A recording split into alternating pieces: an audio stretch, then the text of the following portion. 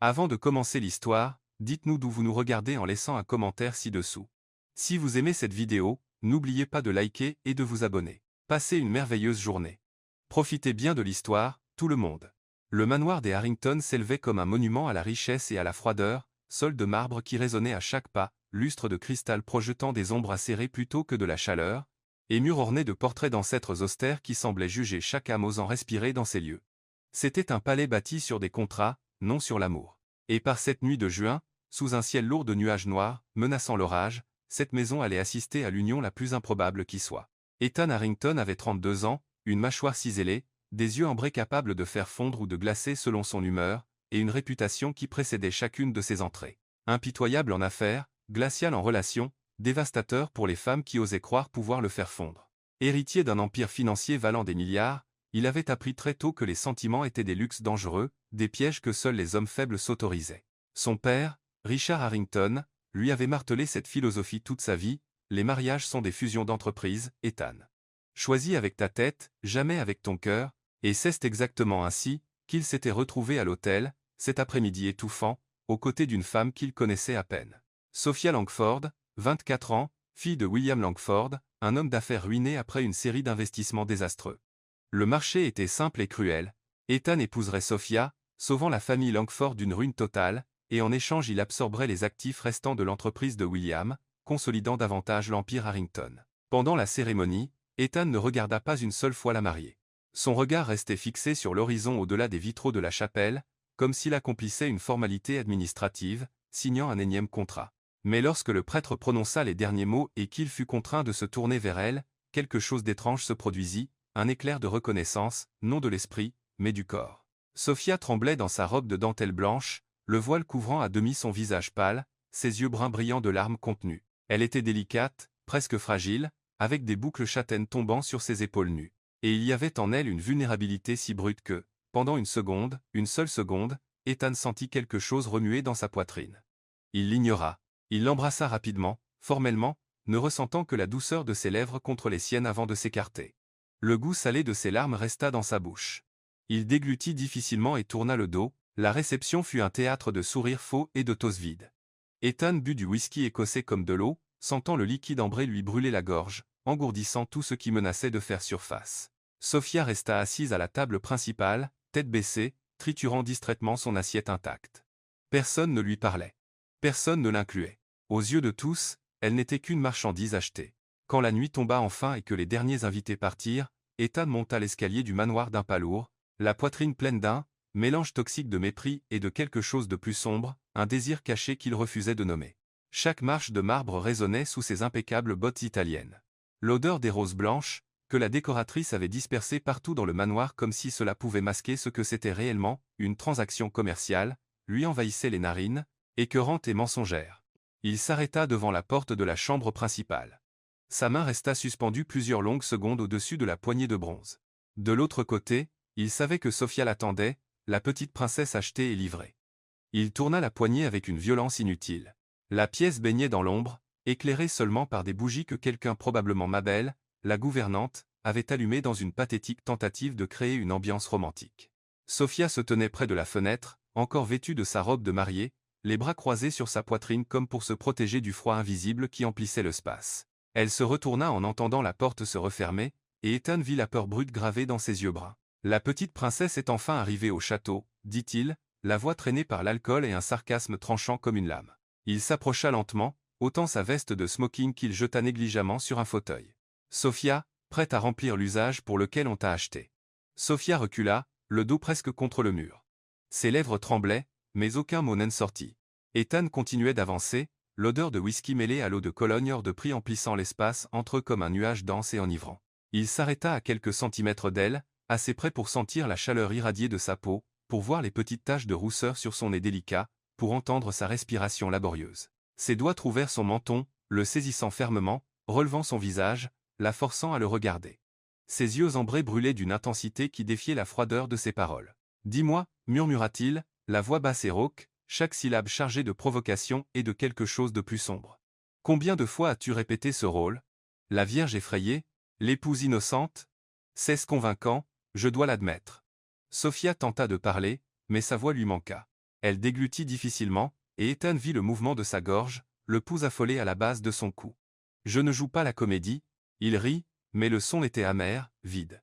Ses yeux parcoururent chaque trait de son visage, la courbe de ses lèvres, la forme de ses yeux, la ligne de sa mâchoire, comme s'il évaluait un tableau aux enchères. Mais sous le sarcasme, il y avait autre chose, quelque chose qu'il ne contrôlait pas, le désir qui surgit quand la raison baisse la garde. Non. Il pencha la tête, son nez effleurant presque sa tempe. Son souffle chaud toucha sa peau, et il sentit le frisson qui parcourut le corps de Sophia comme une onde électrique. Alors dis-moi, Sophia, qu'est-ce que tu ressens en ce moment? De la peur? Du dégoût? Ou peut-être de la curiosité? Ses doigts glissèrent de son menton à sa gorge, traçant une ligne lente et délibérée jusqu'à sa clavicule dénudée. Sa peau était douce, chaude, et il sentait le pouls affolé sous ses doigts. Sophia ferma les yeux, des larmes finissant par s'échapper et couler sur ses joues. « S'il vous plaît, murmura-t-elle, la voix brisée. Ne faites pas ça.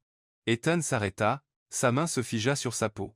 Il l'observa en silence, le tremblement de ses lèvres, les larmes qu'elle ne pouvait retenir, la façon dont elle se recroquevillait sous son toucher, non de désir, mais de pure terreur.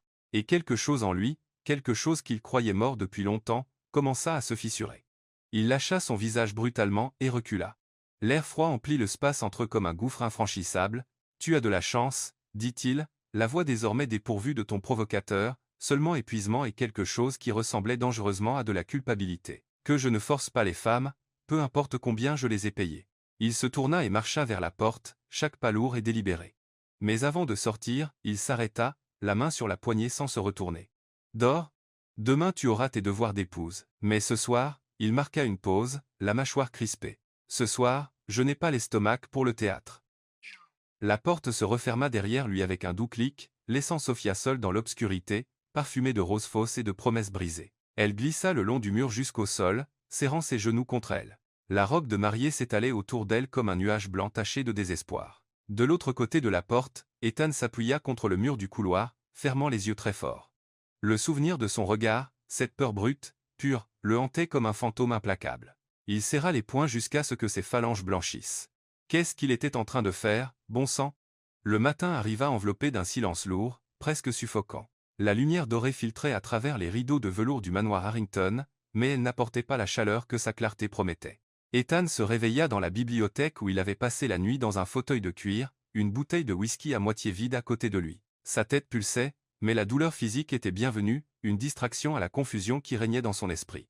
Il ne pouvait cesser de penser à elle, au tremblement des lèvres de Sophia, à la peur dans ses yeux, à la façon dont elle avait supplié, non avec des mots élaborés, mais avec ce simple s'il vous plaît qui portait tout le poids de la vulnérabilité humaine. Ethan Harrington, l'homme qui n'avait jamais fléchi lors d'une négociation, qui détruisait ses concurrents sans ciller, qui considérait les émotions comme des faiblesses exploitables, se retrouvait troublé par une femme qu'il ne connaissait même pas. Il se leva, redressant sa chemise froissée, et se rendit à la salle de bain pour se rafraîchir. L'eau froide sur son visage l'aida à éclaircir ses idées, mais n'effaça pas le souvenir. Quand il descendit pour le petit déjeuner, il s'attendait à trouver le manoir vide. Après tout, Sophia devait être enfermée dans sa chambre, à l'éviter. Mais en entrant dans la salle à manger, il la trouva assise à la table, encore pâle, les yeux gonflés d'avoir pleuré, mais vêtue d'une simple robe de coton bleu clair qui la faisait paraître encore plus jeune et plus fragile. Elle ne le regarda pas. Elle gardait les yeux fixés sur l'assiette vide devant elle, les mains jointes sur ses genoux, les doigts si serrés que ses phalanges étaient blanches. Ethan s'assit de l'autre côté de la table, le bruit de la chaise qu'on tire résonnant dans la salle comme un coup de feu. Le silence entre eux était assez épais pour qu'on puisse le couper au couteau. Mabel, la gouvernante, entra avec le plateau de café. C'était une femme d'âge mûr au visage bienveillant, marqué par les rides de quelqu'un qui avait beaucoup souri dans la vie malgré les épreuves. Elle travaillait pour la famille Harrington depuis des décennies et était l'une des rares personnes à ne pas craindre Ethan. Elle servit le café en silence, mais avant de partir, elle lui lança un regard désapprobateur, un regard qui disait clairement « Tu as franchi la ligne, mon garçon ». Ethan l'ignora, il prit la tasse et but en silence, le liquide chaud et amer descendant dans sa gorge. Mais alors quelque chose d'inattendu se produisit. Il reposa la tasse et regarda Sophia, qui n'avait encore rien touché. « Comment aimes-tu ton café » demanda-t-il, la voix neutre, presque indifférente. Mais il y avait quelque chose, une tentative maladroite de faire tomber le mur qu'il avait lui-même érigé. Sophia leva lentement les yeux, surprise par la question, les lèvres entr'ouvertes, mais elle hésita comme si elle cherchait un piège caché dans ses mots. « Avec un peu de lait et une cuillère de sucre, répondit-elle doucement, la voix rauque d'avoir trop pleuré. Ethan fit un signe à Mabel, qui était encore là. Vous avez entendu, préparez-le comme ça. Mabel haussa un sourcil, surprise, mais obéit. Quelques instants plus tard, elle posa une nouvelle tasse devant Sophia, préparée exactement comme elle l'avait demandé. Sophia prit la tasse de ses mains tremblantes, la portant à ses lèvres. La chaleur du liquide sembla ramener un peu de couleur à son visage. Merci, murmura-t-elle, pas tout à fait sûre de remercier Mabel ou Ethan. Ethan se contenta de regarder, il observa la façon dont elle tenait la tasse comme si c'était la chose la plus précieuse au monde. Il observa la façon dont elle ferma brièvement les yeux quand la première gorgée toucha sa langue. Il observa la profonde inspiration qu'elle prit comme pour s'ancrer dans ce simple moment afin de ne pas s'effondrer complètement. Et pendant qu'il regardait, quelque chose en lui commença à changer. Ce n'était pas du regret, Ethan Harrington ne regrettait jamais rien, mais quelque chose de proche, une fissure dans l'armure qu'il avait passé sa vie entière à construire. Les jours suivants furent étranges. Ethan ne retourna pas dans la chambre principale. Il dormait dans la bibliothèque ou dans l'une des chambres d'amis, gardant une distance physique avec Sophia. Mais en même temps, il ne pouvait l'ignorer totalement. Il la voyait dans les couloirs, toujours tête baissée, toujours silencieuse, comme un fantôme errant dans une maison qui ne serait jamais un foyer. Et chaque fois qu'il la voyait, la fissure en lui grandissait un peu plus. Ce fut par une nuit pluvieuse, 5 jours après le mariage, que tout changea vraiment. Ethan travaillait tard dans son bureau, plongé dans des tableaux et des contrats, quand il entendit de légers pas dans le couloir. Il leva les yeux et vit Sophia passer devant la porte entr'ouverte, un verre d'eau à la main. Elle portait une simple robe de chambre blanche, les cheveux détachés tombant en vagues sur ses épaules. Il y avait quelque chose dans sa démarche, lente, presque hésitante, qui le fit reposer son stylo. « Sophia » appela-t-il, la voix plus rauque qu'il ne l'aurait voulu. Elle se figea. Elle se tourna lentement, les yeux écarquillés comme ceux d'un animal prêt à fuir. « Oui » répondit-elle, la voix à peine un murmure. Ethan se leva, contournant le bureau, la pluie battait fort contre les fenêtres, créant une mélodie hypnotique qui emplissait le silence. Il s'arrêta à quelques pas d'elle, gardant ses distances, mais son regard ne vacilla pas. « Tu vas bien » demanda-t-il. C'était une question ridicule, il le savait. Comment pourrait-elle aller bien? Sophia cligna des yeux, surprise. « Oui, je vais bien. »« Menteuse, dit-il. » Mais il n'y avait aucune cruauté dans sa voix, seulement de l'observation. Elle baissa les yeux, des larmes menaçant de tomber à nouveau. « Que veux-tu que je te dise? Que je déteste être ici. Que je me sens comme une prisonnière. Que chaque jour dans cette maison est étouffant. » Ethan fit un pas en avant. « Dis la vérité. Toujours. » « Pourquoi ?» Elle releva les yeux, et il y avait quelque chose de nouveau, pas seulement de la peur, mais de la colère. Une petite colère, mais vive. « Pourquoi te soucies-tu de la vérité? Tu m'as acheté, je ne suis qu'un actif de plus dans ton portefeuille. » Les mots frappèrent Ethan comme un coup de poing dans l'estomac. Il n'avait pas de réponse, parce qu'elle avait raison. Il avait fait exactement cela. Mais entendre ces mots sortir de sa bouche, chargés de douleur et de ressentiment, était différent de simplement le savoir. « Tu crois que je voulais ça ?» demanda-t-il, la voix basse et tendue. « Tu crois que je voulais épouser une inconnue, être forcé à ça par mon père, par les circonstances, par la putain de cupidité de nos familles. Mais tu as accepté, » rétorqua Sophia, la voix tremblante mais ferme. « Tu aurais pu refuser, mais tu ne l'as pas fait. Et maintenant je suis là, vivant dans une maison où personne ne veut de moi, où je suis invisible, » où elle s'arrêta brusquement, se mordant la lèvre inférieure pour retenir un sanglot. Ethan ferma les yeux, respirant profondément. Quand il les rouvrit, il y avait quelque chose de différent, quelque chose de plus doux. « Tu as raison. J'ai accepté. Et j'ai été un idiot cette nuit-là. » Il hésita, les mots coincés dans sa gorge comme des pierres. Admettre une faiblesse n'était pas dans les habitudes de Ethan Harrington. Mais là, dans ce couloir sombre et silencieux, avec seulement la pluie pour témoin, il continua. « Je t'ai traité comme si tu n'étais pas humaine, et c'était impardonnable. » Sophia le regarda fixement, les yeux écarquillés de surprise. C'étaient les derniers mots qu'elle s'attendait à entendre de sa part. Je commença-t-elle, mais elle ne savait pas quoi dire. Cette nuit-là, continua Ethan en faisant un nouveau pas vers elle, la voix toujours basse mais chargée de quelque chose qu'il ne savait nommer. Tu as dit que tu ne jouais pas la comédie, je ne t'ai pas cru. J'ai pensé que c'était encore un jeu. Mais maintenant je vois que j'avais tort. Sophia secoua la tête, des larmes coulant enfin.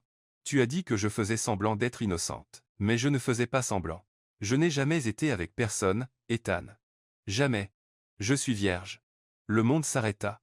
Ethan eut l'impression que le sol avait disparu sous ses pieds. Il la regarda, cherchant des signes de mensonge, la moindre trace de manipulation. Mais tout ce qu'il vit fut une vérité brute, douloureuse dans ses yeux. « Quoi » murmura-t-il, la voix presque inaudible. « Je suis vierge » répéta-t-elle, cette fois plus fermement, comme si elle avait besoin de s'en convaincre autant que lui. Personne ne m'a jamais touché, ni par choix, ni par amour. Je gardais ça pour quelqu'un qui me voudrait vraiment, quelqu'un qui m'aimerait. Sa voix se brisa sur le dernier mot, et elle cacha son visage dans ses mains, ses épaules secouées de sanglots qu'elle ne pouvait plus retenir. Ethan resta paralysé. Chaque modèle était une lame tranchante dans sa poitrine.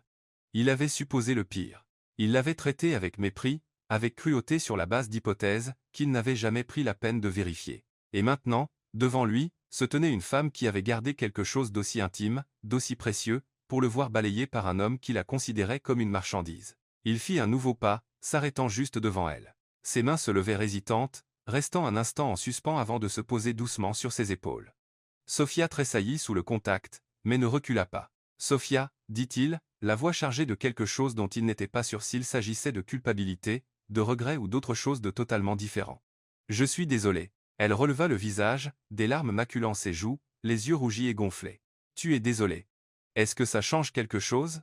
« Non, admit-il, brutalement honnête comme toujours. « Non, mais il faut que tu saches. Je n'aurais jamais, si j'avais su. » Il ne put finir la phrase. Les mots moururent dans sa gorge, avalés par l'énormité de ce qu'il avait failli faire.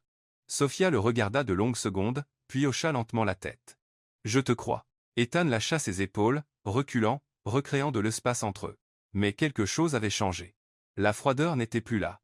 La fissure était devenue une brèche. « Va dormir, dit-il doucement. Et Sophia, tu n'es pas invisible. Pas pour moi. » Plus maintenant, elle hocha de nouveau la tête, se tournant et repartant vers la chambre. Ethan resta dans le couloir à la regarder disparaître dans l'obscurité, la pluie battant toujours contre les fenêtres comme son cœur dans sa poitrine, erratique, confus, vivant. Et en retournant au bureau, une question résonnait dans son esprit, persistante et troublante. Qu'est-ce qu'il ressentait vraiment pour cette femme? Les jours qui suivirent la confession de Sophia furent marqués par un changement subtil mais indéniable dans la dynamique du manoir Harrington.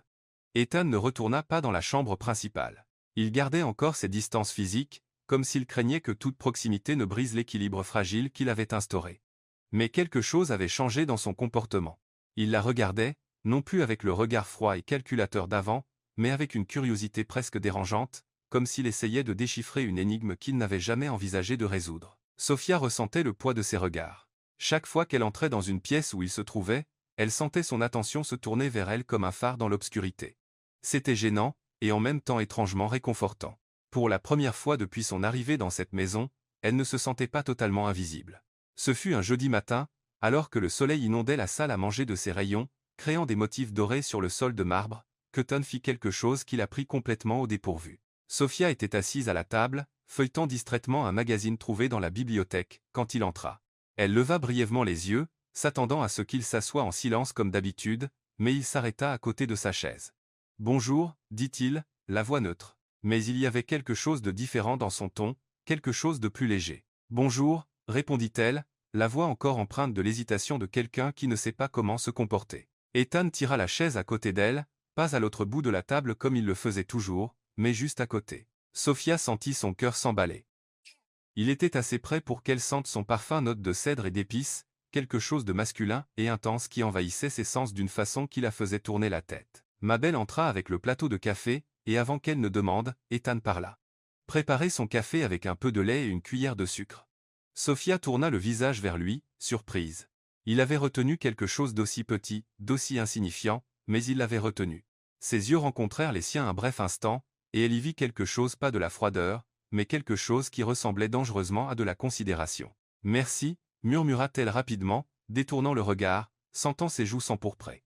Ethan prit sa propre tasse de café noir et but en silence, mais ses yeux restaient fixés sur elle. Il observa la façon dont elle tenait la tasse, ses mains délicates en serrant la porcelaine comme pour chercher de la chaleur. Il observa la façon dont elle souffla doucement sur le liquide chaud avant de boire, ses lèvres formant un petit O qui le fit détourner rapidement le regard, la mâchoire crispée. Il observa la façon dont elle ferma brièvement les yeux quand la première gorgée toucha sa langue, un soupir presque imperceptible s'échappant. « Tu dors bien ?» demanda-il soudain, brisant le silence. Sophia manqua s'étouffer avec son café. Elle reposa soigneusement la tasse, s'essuyant les lèvres avec la serviette avant de répondre. « Parfois la maison est très silencieuse la nuit. C'est presque effrayant. »« Effrayant » répéta-t-il, haussant un sourcil. « Elle est trop grande, trop froide.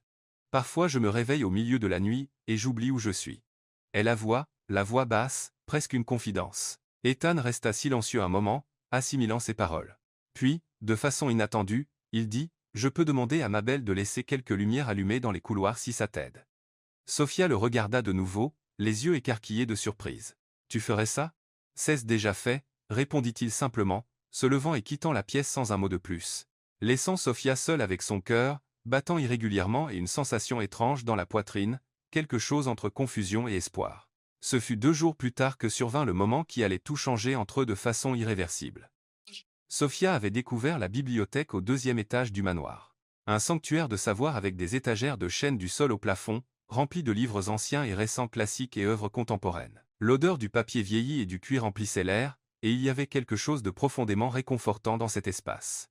C'était le seul endroit du manoir où elle pouvait respirer sans sentir le poids de la solitude lui écraser la poitrine. Elle était assise dans un fauteuil de cuir près de la fenêtre, absorbée par la lecture de Léo de Hurlevin, quand elle entendit la porte s'ouvrir. Elle ne leva pas immédiatement les yeux, pensant que c'était Mabel, qui venait apporter le thé. Mais elle sentit alors une présence s'approcher silencieuse, délibérée, intense. Ethan s'arrêta à côté du fauteuil, si près que Sophia pouvait sentir la chaleur irradier de son corps. Elle se figea, les yeux fixés sur les mots de la page, mais incapable de n'assimiler une seule lettre. Son cœur battait si fort qu'elle était sûre qu'il pouvait l'entendre. « Que lis-tu » demanda-t-il, la voix basse et rauque, presque un murmure qui effleura sa nuque comme une caresse. Sophia sursauta, laissant tomber le livre sur ses genoux. Elle se tourna brusquement, trouvant Ethan penché au-dessus du dossier du fauteuil, son visage si proche du sien qu'elle pouvait voir les petites taches dorées dans ses yeux ambrés, compter chaque cil sombre, sentir son souffle chaud, toucher sa joue. Je bégaya-t-elle, incapable de former une phrase cohérente. Ethan sourit, pas le sourire sarcastique et cruel qu'elle avait vu auparavant, mais quelque chose de différent, quelque chose de sincère, presque joueur. Il prit le livre sur ses genoux, ses doigts effleurant légèrement ses cuisses à travers le tissu de sa robe, un contact si bref qu'il aurait pu être accidentel, mais qui envoya une décharge électrique dans tout le corps de Sophia. Léo de Hurlevin, lut-il le titre, haussant un sourcil. Histoire d'un amour obsessionnel et destructeur. Choix intéressant. L'as-tu déjà lu ? Sophia demanda, retrouvant sa voix, bien qu'elle tremble encore. Oui, quand j'avais 10 à 7 ans, répondit-il en lui rendant le livre, mais sans s'éloigner. Au contraire, il contourna le fauteuil et s'assit sur l'accoudoir, si près que leur corps se touchaient presque. J'ai toujours pensé que Heathcliff était un idiot. Il a laissé l'orgueil et la colère détruire la seule chose qui comptait vraiment pour lui. Sophia le regarda, surprise par l'analyse. Et Catherine, une lâche, dit-il sans hésiter. Elle avait la possibilité de choisir l'amour, mais elle a choisi la sécurité, et elle en a payé le prix. Il y avait dans sa façon de parler, une intensité, une passion cachée sous la surface froide, qui fit sentir à Sophia qu'il ne parlait pas seulement de personnages fictifs, mais de quelque chose de bien plus réel et personnel. « Penses-tu que l'amour vaille la peine de tout risquer » demanda-t-elle, elle, la voix plus douce qu'elle ne l'aurait voulu. Ethan resta silencieux un long moment, les yeux fixés sur les siens. Puis il tendit la main et prit une mèche de cheveux châtains qui était tombée sur son visage.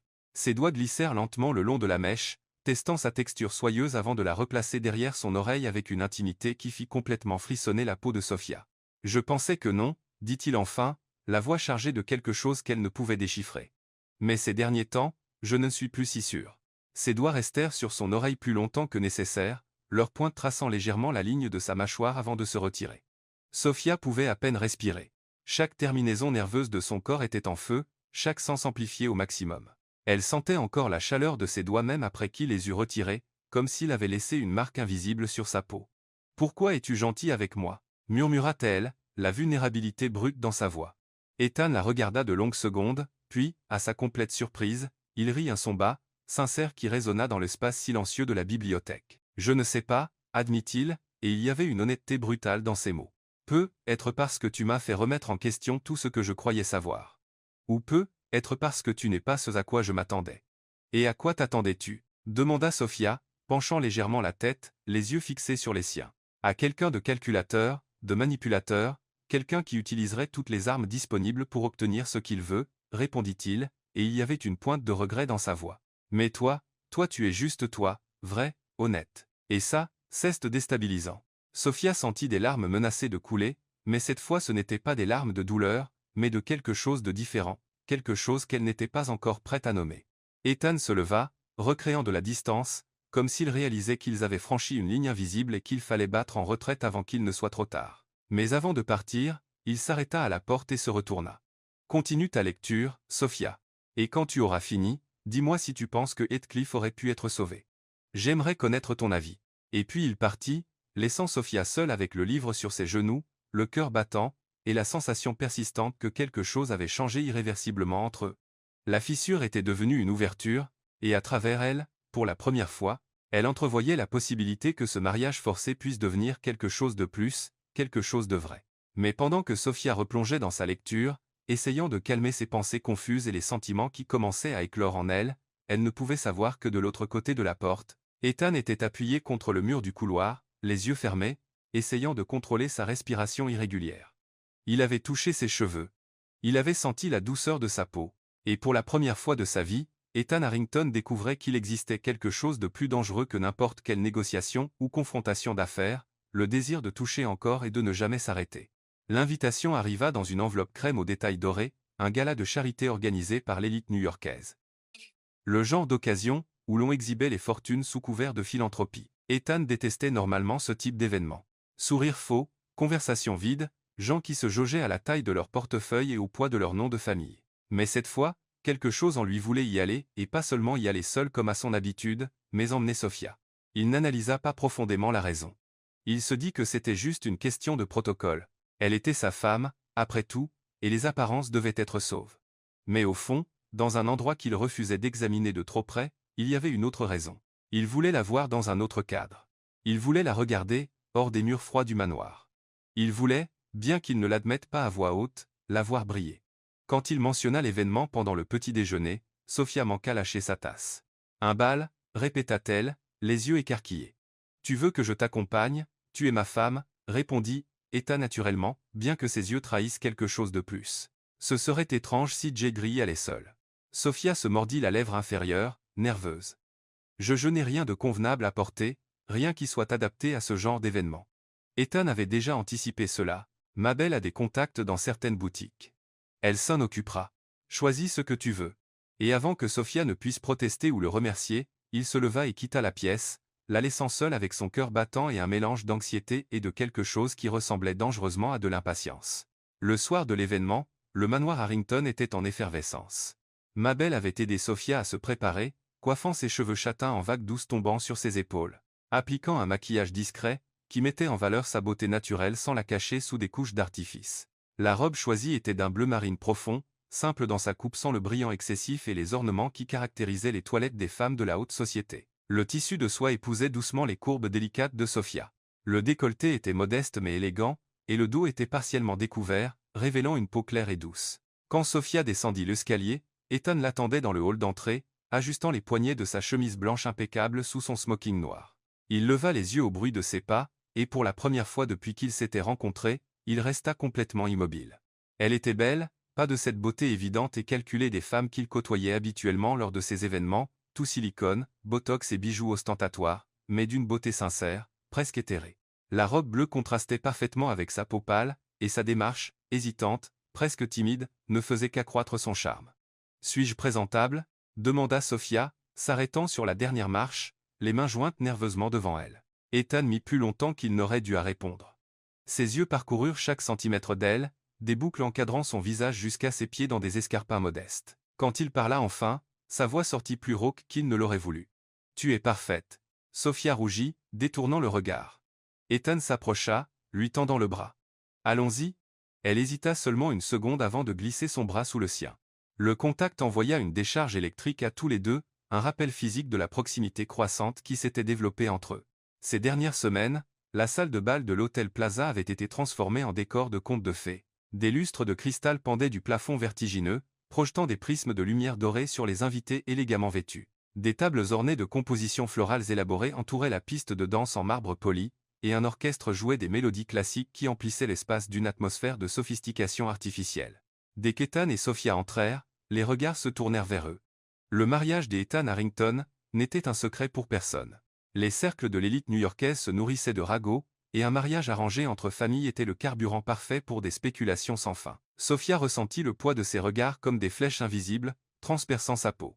Elle resserra instinctivement sa prise sur le bras d'Ethan, cherchant un ancrage. Ethan sentit sa tension. Il baissa légèrement la tête, sa bouche près de son oreille, et murmura, « Ignore-les. Tu ne dois rien à aucun de ces gens. » Son souffle chaud touchant la peau sensible de son oreille, fit complètement frissonner Sophia. Elle hocha la tête, essayant d'avoir l'air plus assurée qu'elle ne l'était.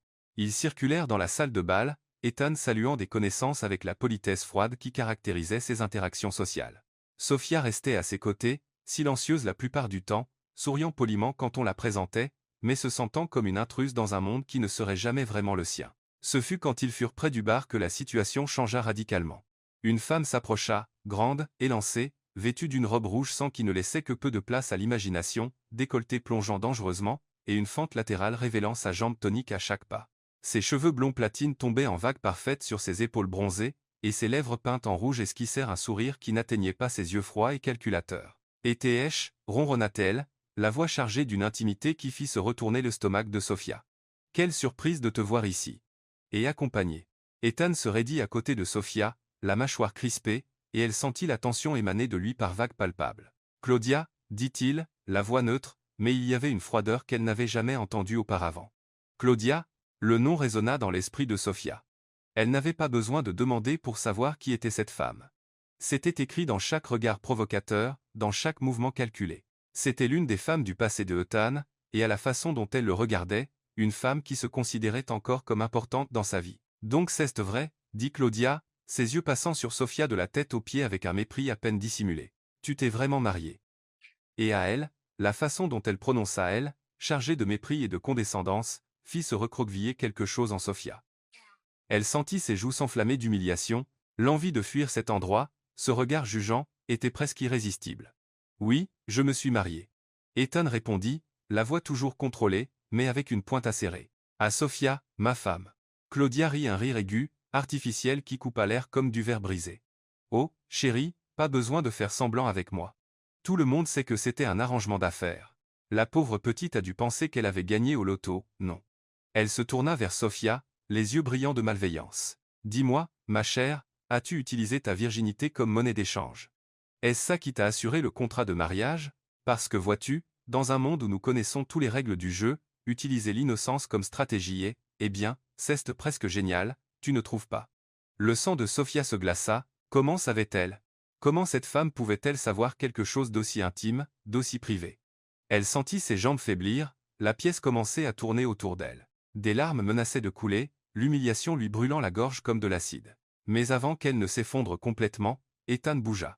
Il lâcha le bras de Sophia seulement pour le passer autour de sa taille, la serrant fermement contre son corps. Le mouvement fut si rapide, si protecteur, que Sophia manqua perdre l'équilibre. Elle s'appuya instinctivement contre son torse, sentant la solidité de son corps masculin, la chaleur qui en émanait, l'odeur familière de son parfum qui la calmait désormais au lieu de l'intimider. Ethan regarda Claudia avec une froideur qui aurait pu geler l'enfer. « Surveille tes paroles, Claudia, » dit-il, la voix basse et dangereusement calme. « Ma femme a plus de classe dans un seul de ses ongles que toi dans tout ton corps. Et contrairement à toi, elle n'a pas besoin de se vendre par morceaux pour attirer l'attention. » Claudia recula comme si elle avait été giflée, son visage parfaitement maquillé se tordant en une expression de colère et d'humiliation. « J'ose, » l'interrompit Ethan, chaque mot lourd et définitif. « Et j'irai plus loin. Si tu adresses encore un seul mot à ma femme, je ferai en sorte que toutes les portes de cette ville se ferment à ton passage. » C'est clair? Claudia ouvrit la bouche pour répondre. Mais quelque chose dans le regard de Ethan, quelque chose de sauvage et implacable, la fit reculer. Elle pivota sur ses talons aiguilles et s'éloigna, la robe rouge ondulant de façon dramatique, laissant derrière elle un sillage de parfums coûteux et de rancœur. Sophia tremblait. Elle tenta de s'écarter d'Ethan, gênée par la scène, mais il la serra plus fort, ne la laissant pas bouger. « Respire » ordonna-t-il doucement, sa bouche près de son oreille à nouveau. « Respire simplement, elle n'est rien. »« Tu m'entends? Rien ?» Sophia ferma les yeux, essayant de retenir ses larmes, essayant de calmer son cœur affolé. Et puis, de façon surprenante, elle sentit les lèvres d'Ethan effleurer légèrement sa tempe, un baiser si bref, si doux qu'il aurait pu être imaginaire, mais qui la fit ouvrir immédiatement les yeux. « Dansons » dit-il, non comme une demande, mais comme une affirmation. Ethan conduisit Sophia au centre de la piste, où d'autres couples évoluaient déjà au son d'une valse lente et mélancolique. Il la plaça face à lui, une main tenant fermement la sienne, l'autre glissant à sa taille, se posant sur la courbe subtile juste au-dessus de sa hanche. Sophia posa sa main libre sur son épaule, sentant la tension des muscles sous le tissu du smoking. Ils commencèrent à bouger. Au début, Sofia était raide, encore secouée par la rencontre avec Claudia, encore consciente des dizaines de regards posés sur eux. Mais Ethan la rapprocha, éliminant l'espace entre leurs corps jusqu'à ce qu'ils soient collés, torse contre torse, hanche contre hanche. Sa chaleur l'enveloppa comme un cocon protecteur, et petit à petit elle commença à se détendre. « Tu danses bien » murmura-t-elle, plus pour briser le silence que pour toute autre raison. « Cours obligatoire dans l'enfance » répondit-il, et il y avait une pointe d'humour dans sa voix. Ma mère insistait pour qu'un Harrington sache se tenir en société. Sofia esquissa un petit sourire malgré tout. « Et tu fais toujours ce qu'on te dit ?» Ethan la fit tourner doucement avant de la ramener contre lui, cette fois encore plus près. Leur visage n'était qu'à quelques centimètres, nés presque en contact, souffle se mêlant. « Non, » dit-il, les yeux fixés sur les siens avec une intensité qui la fit oublier de respirer. « Je ne fais jamais ce qu'on me dit, sauf quand je le veux. »« Et tu veux danser avec moi ?» demanda-t-elle, la voix plus basse qu'elle ne l'aurait voulu. « Plus que je ne le devrais, » admit-il. Et il y avait une honnêteté brutale dans ces mots qui fit bondir le cœur de Sofia. Sa main à sa taille commença à bouger lentement, presque imperceptiblement, glissant le long du dos nu de la robe. Ses doigts tracèrent la ligne de sa colonne vertébrale, sentant la peau douce et chaude sous ses doigts. Sofia frissonna complètement, un soupir involontaire s'échappant de ses lèvres entr'ouvertes. Ethan le sentit. Il sentit le frisson qui la traversa. Il sentit la façon dont elle s'appuya encore plus contre lui, comme si ses jambes ne pouvaient plus la porter seule. Il sentit sa respiration s'accélérer, sa poitrine se soulevant contre la sienne à chaque inspiration. Et il sentit quelque chose en lui se briser, la dernière barrière de retenue qu'il avait maintenue. Il la voulait, non comme un trophée conquis ou un actif acquis, mais comme un homme désire une femme, avec un désir brut, urgent, dévorant. Et plus que cela, il voulait la protéger. Il voulait que plus jamais personne ne la fasse se sentir petite ou insignifiante. Il voulait être la raison de son sourire, pas de ses larmes. « Ethan » murmura Sofia, les yeux fixés sur les siens, et il y avait une question muette, une reddition hésitante. Il se pencha, son nez effleurant sa joue, sa bouche près de son oreille. « Tu n'as aucune idée de ce que tu me fais, n'est-ce pas ?»« Je ne fais rien, » répondit-elle, la voix tremblante. « Exactement, » murmura-t-il, ses lèvres effleurant légèrement la ligne de sa mâchoire. « Tu ne fais rien, et c'est bien le problème, tu existes, tout simplement, et je n'arrive pas à m'arrêter. » Il n'acheva pas la phrase. Il n'en avait pas besoin, parce qu'à cet instant, alors qu'ils dansaient au milieu de centaines de personnes, alors que le monde continuait de tourner autour d'eux, ils étaient complètement seuls, perdus l'un dans l'autre, dans la tension indéniable qui grandissait à chaque seconde, chaque contact, chaque souffle partagé. Quand la musique s'arrêta, Ethan ne la lâcha pas immédiatement. Il la garda contre lui quelques précieuses secondes de plus, mémorisant la sensation de son corps contre le sien, le parfum doux de son parfum, le son de sa respiration accélérée. Et quand il la relâcha enfin, et qu'ils retournèrent à leur table, quelque chose de fondamental avait changé entre eux. Ce n'était plus seulement une attirance physique. Ce n'était plus seulement de la curiosité ou de la considération. C'était le début de quelque chose de beaucoup plus dangereux, quelque chose dont aucun des deux n'était prêt à affronter. Les jours qui suivirent le bal furent marqués par une tension différente. Pas la tension froide et distante qui avait caractérisé le début du mariage, mais quelque chose de plus chaud, plus viscéral, plus impossible à ignorer. Ethan ne pouvait plus maintenir la distance qu'il s'était imposée. C'était comme si quelque chose s'était brisé cette nuit-là sur la piste de danse, comme si le masque d'indifférence qu'il avait porté si longtemps s'était enfin fissuré au-delà de toute réparation. Il se surprenait à la chercher, pas délibérément, du moins c'est ce qu'il se disait mais de façon qui semblait fortuite, des coïncidences qui se répétaient avec une fréquence défiant toute logique. Si elle était dans le jardin le matin, marchant parmi les rosiers que Mabel cultivait avec tant d'amour, il avait soudain besoin de vérifier quelque chose dans le kiosque au fond. Si elle était dans la bibliothèque l'après-midi, perdue dans les pages d'un roman, il se souvenait d'un livre précis qu'il devait consulter juste sur l'étagère à côté du fauteuil où elle était assise. Sofia l'avait remarqué, elle aussi. Il aurait été impossible de ne pas le remarquer.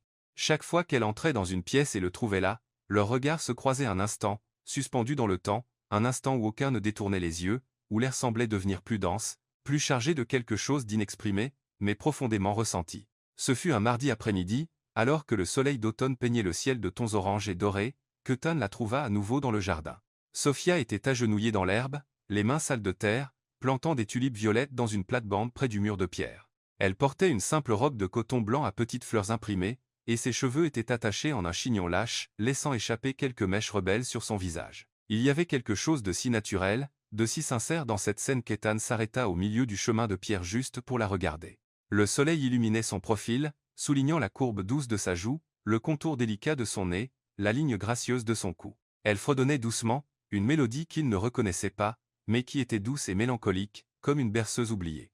Et il y avait un petit sourire presque imperceptible sur ses lèvres pendant qu'elle travaillait la terre, comme si ce simple acte de planter des fleurs lui apportait une joie qu'elle laissait rarement déborder. « Tu aimes le jardinage » demanda Ethan, sa voix brisant le silence et faisant sursauter Sophia.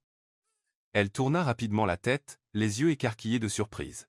« Oui, toujours, quand j'étais enfant, j'aidais ma grand-mère dans son jardin. C'était l'endroit le plus beau du monde. » Ethan s'approcha, les mains dans les poches de son pantalon de costume, observant les jeunes plants déjà plantés.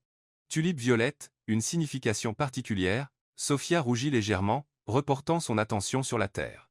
Elle représente la royauté, mais aussi les nouveaux départs. J'ai trouvé que c'était approprié. Nouveau départ, répéta Ethan, la voix plus basse. Il s'accroupit à côté d'elle, sans se soucier que son pantalon hors de prix touche l'herbe humide. Tu crois au nouveau départ? Sophia arrêta de creuser, les mains encore dans la terre. Elle le regarda de côté, et il y avait quelque chose de vulnérable dans son expression. Il le faut. Sinon, qu'est-ce ce qu'il reste? Ethan resta silencieux un moment, assimilant ses paroles. Puis, à la complète surprise de Sophia, il tendit la main. Apprends-moi, t'apprendre quoi? Demanda-t-elle, confuse. À planter, je n'ai jamais fait ça avant. Sophia cligna des yeux, incrédule. Ethan Harrington, l'homme qui commandait un empire financier, qui pouvait faire ou défaire des entreprises d'une seule décision, demandait à apprendre à planter des fleurs. Il y avait quelque chose de si incongru, de si inattendument humain là-dedans, qu'elle ne put retenir un sourire sincère, le premier vrai sourire qu'il voyait sur son visage. D'accord, dit-elle doucement, prends un plan. Ethan prit l'un des petits plans, le tenant avec un excès de précaution comme si c'était quelque chose d'extrêmement fragile. Sophia rit doucement, et le son de ce rire, léger, sincère, libre, fit se serrer quelque chose dans la poitrine d'Ethan. Ce n'est pas en verre, le taquina-t-elle. Tu peux le tenir fermement. Elle prit ses mains, les grandes mains fortes marquées de petite callosité d'un homme qui pratiquait régulièrement la boxe et les guida, lui montrant comment faire le trou dans la terre, comment positionner la racine, comment recouvrir soigneusement. Ses petites mains, sales de terre, sur les siennes. Le contact était simple, fonctionnel, mais il y avait une intimité qui transcendait toute explication logique. Ethan était hypnotisé, pas par la tâche, mais par la proximité, par l'odeur de terre fraîche mêlée à son parfum doux, quelque chose de floral et discret, qui semblait faire partie de l'essence même de Sophia, par la façon dont elle se mordait la lèvre inférieure en se concentrant, par la façon dont elle se penchait inconsciemment plus près de lui jusqu'à ce que leurs épaules se touchent. Quand le plan fut enfin planté, Sophia recula légèrement, admirant le travail. Voilà, ta première tulipe.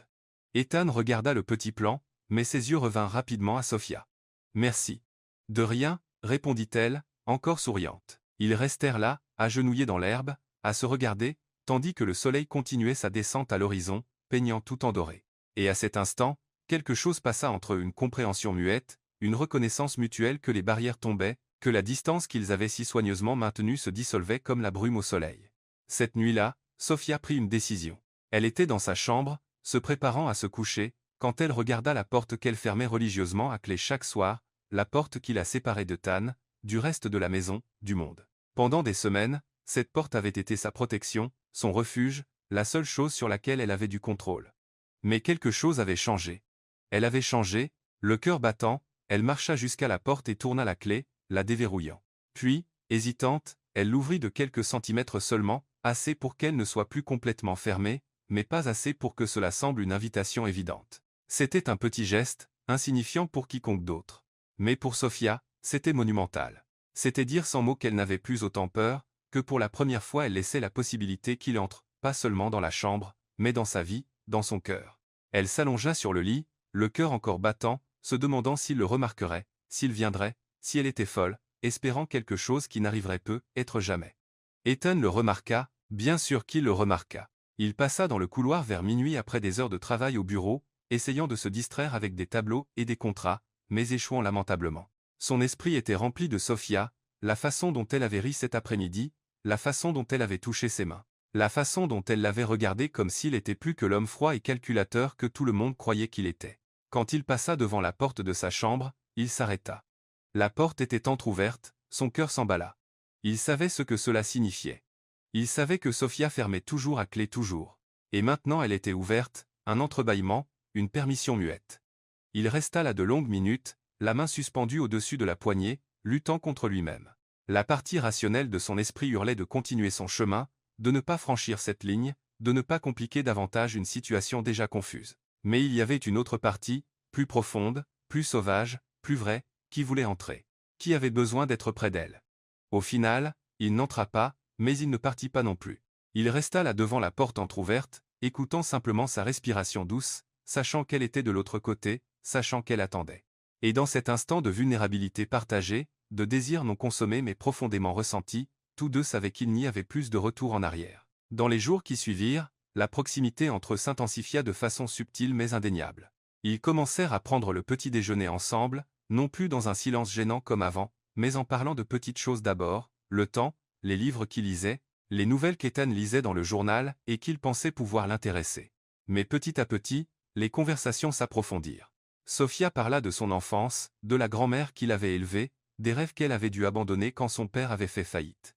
Ethan parla de la pression de porter le nom Harrington, des attentes impossibles, de la solitude d'être toujours au sommet mais jamais vraiment connecté à personne. Ils échangeaient des regards, longs, intenses, chargés de significations qu'aucun n'osait verbaliser. Quand ils se croisaient dans le couloir, leurs épaules se frôlaient, et aucun ne s'écartait. Quand elle lisait dans la bibliothèque, il s'asseyait dans le fauteuil à côté d'elle, faisant semblant de travailler sur son ordinateur portable, mais en réalité, il ne faisait que la regarder, mémorisant chaque expression qui traversait son visage pendant qu'elle plongeait dans les histoires. Un soir pendant le dîner, Sophia fit une plaisanterie sur quelque chose dont ils avaient parlé le matin. Ethan rit un rire sincère, profond qui résonna dans la salle à manger et fit s'arrêter Mabel, qui servait les plats, surprise. Sophia fut surprise, elle aussi. Mais ensuite elle rit aussi, et pendant quelques précieux instants, le manoir ne sembla plus froid et vide, mais chaleureux et vivant. Quand le rire s'éteignit, leurs regards se croisèrent à travers la table. Et dans ce regard, il y avait de la promesse. Il y avait du désir, il y avait de la peur, il y avait de l'espoir. Ethan se leva lentement, contournant la table, Sophia se figea, le cœur battant si fort qu'elle était sûre qu'il pouvait l'entendre. Il s'arrêta à côté de sa chaise, la regardant de haut, ses yeux ambrés brûlant d'une intensité qui la laissait sans souffle. « Sophia, commença-t-il, la voix chargée d'émotion. Il faut que tu saches, je ne suis pas doué pour ça, pour ressentir, pour créer des liens. Mais avec toi, je ne peux pas m'en empêcher. » Sophia se leva, lui faisant face, si près que leurs corps se touchaient presque. « Je ne sais pas non plus ce que je fais, admit-elle, la voix tremblante mais honnête. Mais je sais que quand tu es là, je ne me sens plus aussi seul. » Ethan leva la main, ses doigts effleurant sa joue avec une délicatesse qui contrastait totalement avec la force qu'elle savait qu'il possédait. « Tu n'es plus seul. Plus maintenant. » Et puis il se pencha lentement, lui laissant le temps de reculer si elle le voulait, mais elle ne recula pas. Au contraire, elle ferma les yeux, le cœur battant, les lèvres entr'ouvertes d'anticipation. Mais le baiser ne vint pas. Pas encore. Ethan s'arrêta à quelques millimètres, son nez effleurant le sien, son souffle chaud se mêlant au sien. « Quand je t'embrasserai, murmura-t-il, chaque mot une promesse et un avertissement, ce ne sera pas juste un baiser. Ce sera tout. Tu comprends ?» Sophia ouvrit les yeux, rencontrant les siens. Et à cet instant, elle comprit. Il lui offrait plus qu'un simple contact physique. Il s'offrait lui-même. Tout brisé, compliqué, trop intense. Et elle était prête à accepter. « Je comprends, » murmura-t-elle en retour. Ethan sourit, un petit sourire vulnérable, qu'elle n'avait jamais vu auparavant.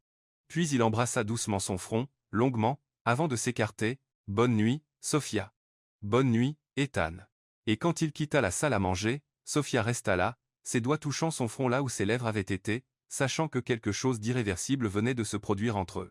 Sa porte de chambre resterait entr'ouverte cette nuit-là, et toutes les nuits suivantes, attendant, invitant, promettant. La tension des jours suivants était presque palpable. Comme l'électricité dans l'air avant l'orage, Ethan et Sophia tournaient l'un autour de l'autre comme des planètes en orbite, attirés par une force gravitationnelle, qu'aucun ne pouvait contrôler, mais maintenant encore cette distance minimale. Ce dernier reste de retenue qui menaçait de céder à tout moment. Sophia avait l'impression de marcher sur une corde raide. Chaque regard que Ethan posait sur elle était chargé de promesses non tenues. Chaque fois qu'il passait près d'elle et que ses doigts effleuraient accidentellement les siens, c'était comme si une décharge électrique parcourait tout son corps. Elle arrivait à peine à dormir, allongée dans l'obscurité de la chambre avec la porte entr'ouverte, écoutant les bruits du manoir endormi, se demandant s'il viendrait, s'il franchirait enfin, cette ligne invisible, qu'ils avaient tracée entre eux. Ethan était en guerre avec lui-même. La partie rationnelle de son esprit, celle entraînée depuis l'enfance à contrôler les émotions, à ne jamais se laisser emporter par les impulsions, à toujours garder le commandement, hurlait de maintenir la distance. Mais il y avait une autre partie, une partie enfouie et étouffée depuis des années, qui refusait désormais de se taire. Cette partie voulait Sofia avec une intensité qui l'effrayait, pas seulement son corps, bien que Dieu sache qu'il la désirait physiquement d'une façon qui frôlait l'obscès, mais il voulait plus. Il voulait son rire, sa compagnie, ses pensées, ses peurs, ses rêves. Il voulait tout. Ce fut la mère de Ethan, Eleanor Harrington, qui déclencha la bombe qui allait enfin tout faire s'effondrer. Eleanor était une femme façonnée par la haute société, élégante, impeccable, froide comme le marbre, et tout aussi inflexible. Elle avait désapprouvé le mariage dès le début, non parce que Sofia était indigne en soi, mais parce qu'elle voyait le mariage comme une fusion d'entreprises mal calculée. William Langford n'avait plus rien à offrir que des dettes et de la honte, et Eleanor ne comprenait pas pourquoi Richard avait insisté sur cet arrangement. Elle arriva au manoir un jeudi après-midi sans s'annoncer, comme elle le faisait toujours quand elle voulait rappeler que c'était encore, à ses yeux, la maison des Harrington, pas celle des Ethan, et certainement pas celle de Sofia. Elle portait un tailleur beige impeccable, ses cheveux gris tirés en un chignon élégant, et elle dégageait cet air de supériorité qui faisait se sentir petit quiconque se trouvait en sa présence. Sofia était dans le petit salon, feuilletant un livre d'art trouvé dans la bibliothèque. Quand Eleanor entra, elle ne frappa pas. Elle entra simplement, ses talons claquant sur le marbre avec la précision d'un métronome, et s'arrêta devant Sofia, la toisant de haut en bas avec une expression qui ne laissait aucun doute sur ce qu'elle pensait. « Ainsi, vous êtes la nouvelle Madame Harrington, dit Eleanor, la voix chargée d'un mépris à peine dissimulé. Je dois dire que j'attendais plus. » Sofia se leva rapidement, le livre manquant tombé de ses mains. « Madame Harrington, je ne savais pas que vous veniez. » « De toute évidence, » rétorqua Eleanor, s'asseyant dans le fauteuil comme s'il s'agissait d'un trône. « Où est mon fils ? Il est dans son bureau, il travaille. Je peux l'appeler si vous non. » Eleanor l'interrompit d'un geste impérieux de la main. « En fait, je préférerais vous parler d'abord seule. » Sofia sentit un frisson lui parcourir l'échine. Elle se rassit, les mains jointes sur ses genoux, essayant d'avoir l'air plus assurée qu'elle ne l'était. « À quel sujet, madame ?» Eleanor sourit, mais il n'y avait aucune chaleur dans ce sourire, seulement un froid calcul. « À propos de votre rôle dans cette famille, ou plutôt, de votre absence de rôle. »« Je ne comprends pas. »« Bien sûr que vous ne comprenez pas, » soupira Eleanor, comme si elle avait affaire à un enfant particulièrement lent. « Soyons clairs. Ce mariage est une transaction commerciale, rien de plus. Vous avez été acheté pour éponger les dettes de votre père et donner à Ethan l'apparence de stabilité que les investisseurs apprécient. Mais ne vous faites pas d'illusions en pensant que vous représentez quoi que ce soit au-delà. » Chaque mot était un couteau tranchant planté dans la poitrine de Sofia. Elle sentit des larmes lui brûler les yeux, mais refusa de les laisser couler, pas devant cette femme. « Ethan ne pense pas comme ça, » dit Sofia, la voix tremblante mais défiant. « Il quoi » l'interrompit Eleanor, haussant un sourcil parfaitement dessiné. « Il tient à vous. Oh, ma chère, comme c'est touchant dans son innocence. Mon fils est comme son père, efficace, concentré, incapable de sentiments authentiques. S'il est gentil avec vous, c'est seulement parce qu'il a été formé à être poli. Mais l'amour, l'affection réelle, cela n'existe pas dans l'ADN des Harrington. Vous avez tort, insista Sofia. Mais sa voix sonnait moins convaincue désormais. Eleanor se leva, lissant son tailleur impeccable. Nous verrons, mais laissez-moi vous donner un conseil de femme à femme. Ne vous attachez pas. Ne créez pas d'attente. Et surtout ne vous faites pas d'illusions en pensant que vous pouvez changer un homme comme Ethan. Les hommes comme lui ne changent pas. Ils tolèrent, tout simplement. Et sur ces mots, Eleanor quitta la pièce, laissant Sofia seule avec les paroles empoisonnées qui résonnaient dans son esprit comme une malédiction. Quand Ethan descendit enfin du bureau quelques heures plus tard, il faisait déjà nuit. Il chercha Sofia. C'était devenu une habitude, cette impulsion de savoir où elle était, de s'assurer qu'elle allait bien. Mais elle n'était pas dans les endroits habituels. Elle n'était pas dans la bibliothèque, elle n'était pas dans le jardin. Elle n'était pas dans la salle à manger. Il la trouva enfin sur la terrasse arrière, assise sur un banc de pierre face au jardin, éclairé seulement par le croissant de lune. Elle était recroquevillée, les bras enroulés autour de son corps comme pour se protéger du froid, bien que la nuit fût douce. Et même de loin, il pouvait voir qu'elle pleurait. Quelque chose en Ethan se brisa. Il traversa la terrasse à grandes enjambées, s'arrêtant devant elle. « Sofia, qu'est-ce qui s'est passé ?» Elle leva le visage, et Ethan vit des larmes briller au clair de lune, ses yeux rougis et gonflés. « Ta mère était là. » Ethan ferma les yeux un instant, la mâchoire crispée. Il aurait dû s'en douter, il aurait dû prévoir que Eleanor ne pourrait pas rester à l'écart, ne pourrait pas résister à l'envie d'empoisonner tout ce qu'il essayait de construire. « Elle dit, demanda-t-il, bien qu'il ait déjà une assez bonne idée. « Que je ne suis rien.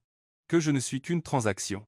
Que toi que tu ne fais que tolérer ma présence. » La voix de Sofia se brisa sur le dernier mot, et d'autres larmes coulèrent sur son visage. « Et peut être qu'elle a raison. Peut être que j'ai été idiote de croire que... » Non.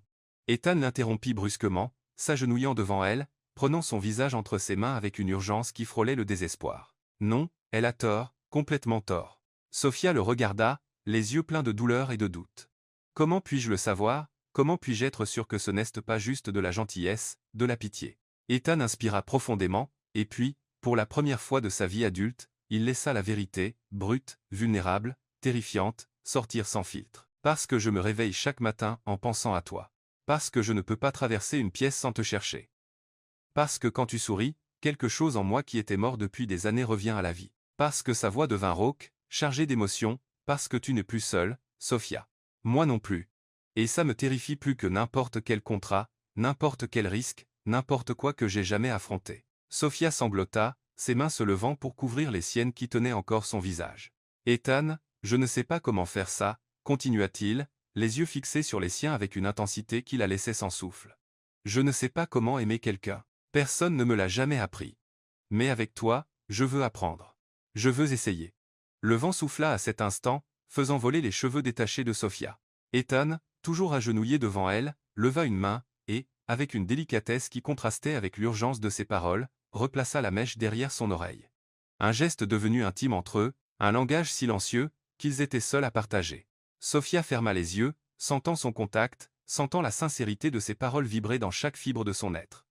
Quand elle rouvrit les yeux, elle murmura, « Tu n'es plus seul non plus, Ethan. Peu importe ce que ta mère, ou qui que ce soit d'autre dit, tu m'as moi. » Ethan sentit quelque chose se briser et se reconstruire simultanément dans sa poitrine. Il se pencha en avant, posant son front contre le sien, leurs visages si proches que leur souffle se mêlait, chaud et laborieux. « Est-ce que je peux t'embrasser » murmura-t-il. Et il y avait une vulnérabilité dans cette question qui lui fit comprendre combien cet instant comptait pour lui. Ce n'était pas seulement du désir. C'était une reddition, c'était un choix, c'était lui qui disait sans mots qu'elle comptait plus que le contrôle, plus que la peur, plus que tout. Sophia ne se fia pas à sa voix pour répondre, alors elle hocha simplement la tête, un petit mouvement, presque imperceptible, mais suffisant. Ethan combla la distance entre eux. Le baiser commença doucement, ses lèvres touchant les siennes avec une délicatesse révérencieuse, comme si elle était quelque chose de précieux et fragile. Il savoura l'instant, mémorisant la texture de ses lèvres, le goût légèrement salé des larmes qui mouillaient encore son visage. Sophia soupira contre sa bouche, et ce son si petit, si involontaire, brisa le dernier fil de retenue d'Ethan. Le baiser s'approfondit. Ses mains glissèrent de son visage à ses cheveux, ses doigts s'entremêlant dans les mèches douces tandis qu'il la rapprochait. La bouche de Sophia s'ouvrit sous la sienne, et sa langue trouva la sienne dans une danse à la fois nouvelle et étrangement familière, comme si leur corps savait quelque chose que leurs esprits essayaient encore de comprendre. Sophia porta ses mains à son torse, sentant son cœur battre irrégulièrement sous sa paume. Elle agrippa sa chemise, le tirant plus près, le désir grandissant en elle comme une flamme allumée qui refusait désormais de s'éteindre. Ethan gémit contre sa bouche un son bas, rauque chargé d'un désir contenu trop longtemps. Ils s'embrassèrent comme si le monde allait finir, comme si c'était le seul instant qui comptait, comme s'ils pouvaient guérir toutes les blessures, combler tous les vides, réparer toutes les parties brisées par ce simple mais infiniment complexe contact. Quand ils se séparèrent enfin, tous deux étaient à bout de souffle, les lèvres gonflées, les yeux brillants d'un mélange de désir, de surprise et de quelque chose de plus profond qu'aucun n'était prêt à nommer.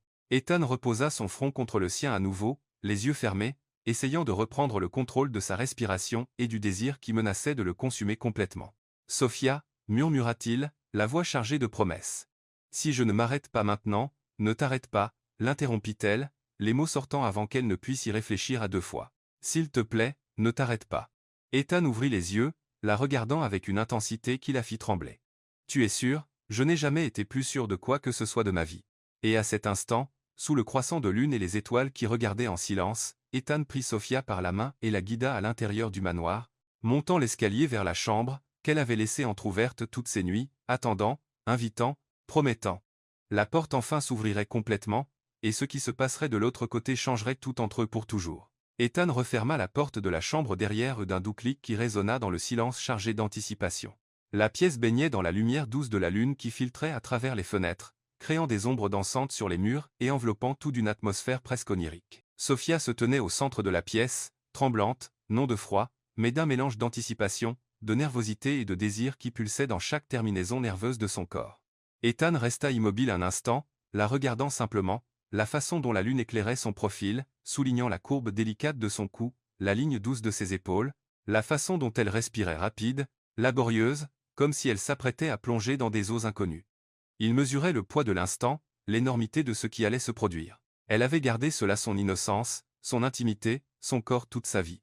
Et maintenant elle choisissait de le lui donner à lui, entre tous, un homme qui avait commencé par la mépriser, un homme qui l'avait traitée avec cruauté, un homme qui ne méritait pas le cadeau qu'elle lui offrait.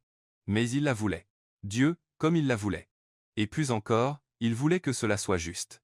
Il voulait que sa première fois soit tout ce qu'elle méritait, tendresse, révérence, passion mêlée de douceur. Il s'approcha lentement, chaque pas délibéré, lui laissant le temps de changer d'avis si elle le souhaitait.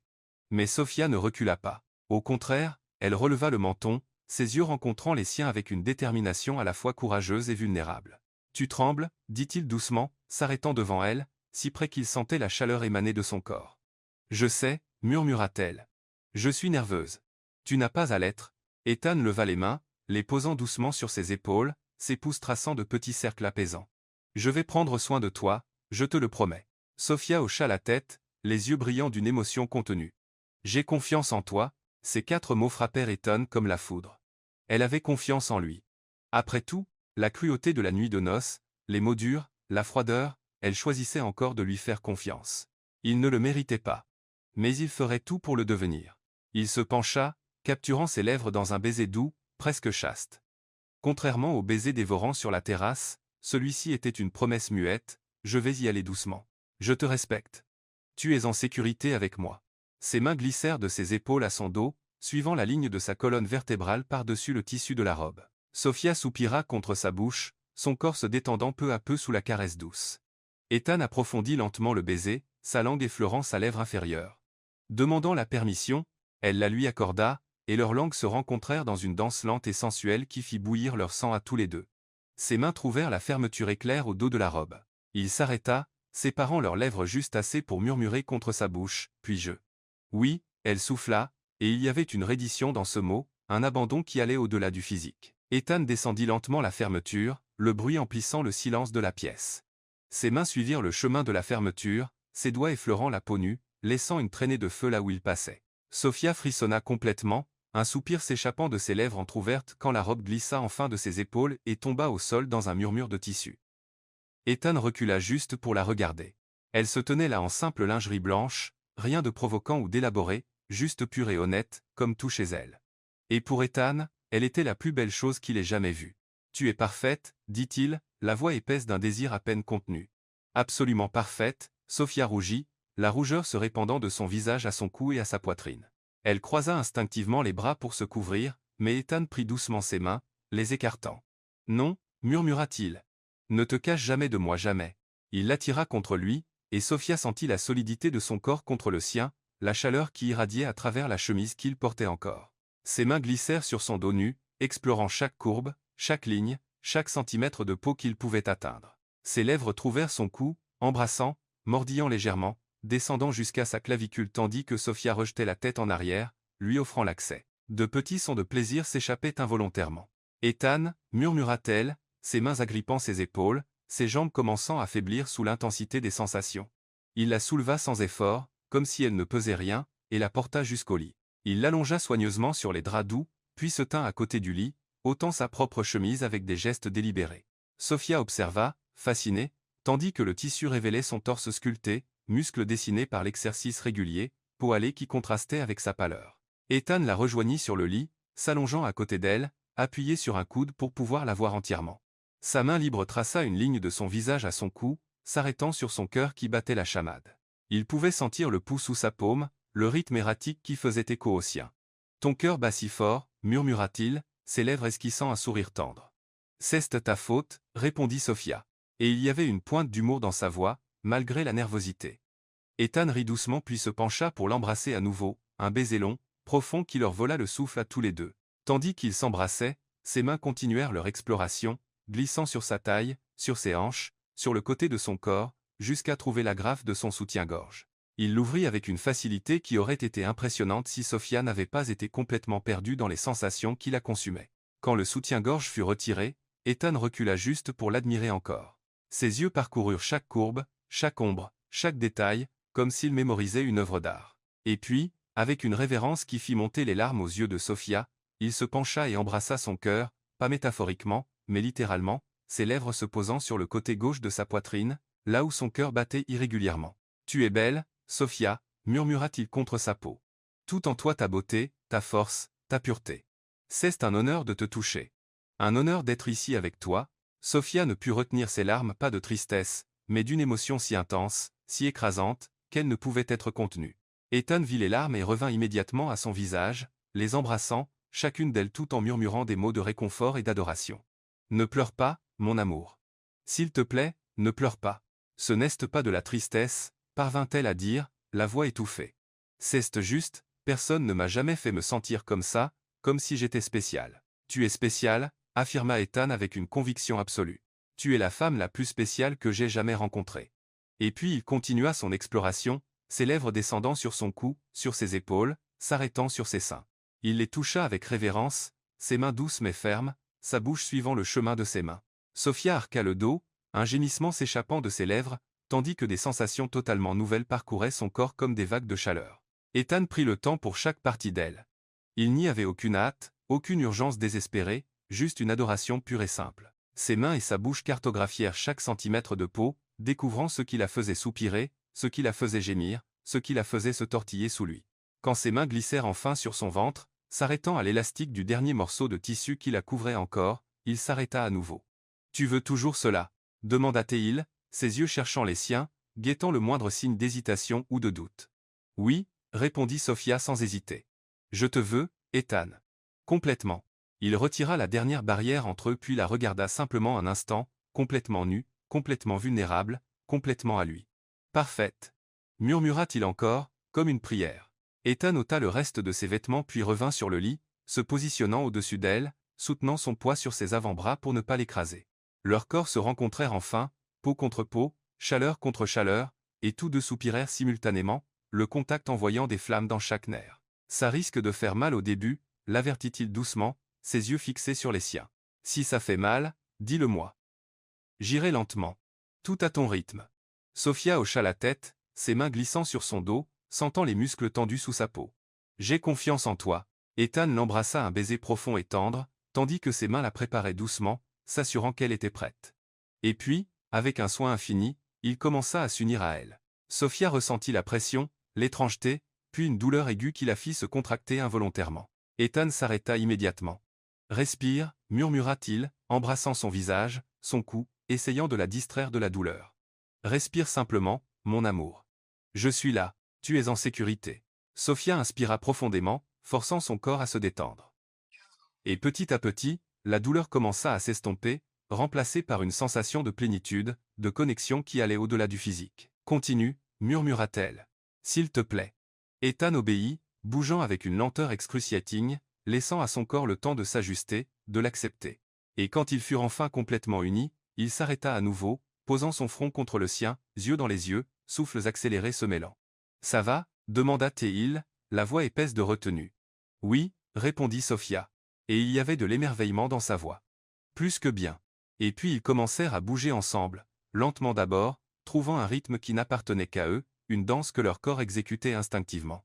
Les mains de Sophia agrippèrent le dos d'Ethan, ses ongles laissant de petites marques tandis que les sensations s'intensifiaient. Ses lèvres ne cessaient de la toucher, embrassant, mordillant, murmurant des mots d'adoration et de désir. « Tu n'as aucune idée » murmura Ethan contre ses lèvres, le rythme s'accélérant progressivement. « Combien j'avais besoin de toi. Combien tu me complètes, Ethan » gémit Sophia, sentant quelque chose grandir en elle, quelque chose qui menaçait d'exploser et de la consumer complètement. « Je suis là » promit-il, une main glissant entre leurs corps pour toucher là où ils étaient unis, augmentant son plaisir. « Laisse-toi aller, mon amour. Je te tiens. » Et Sophia le fit.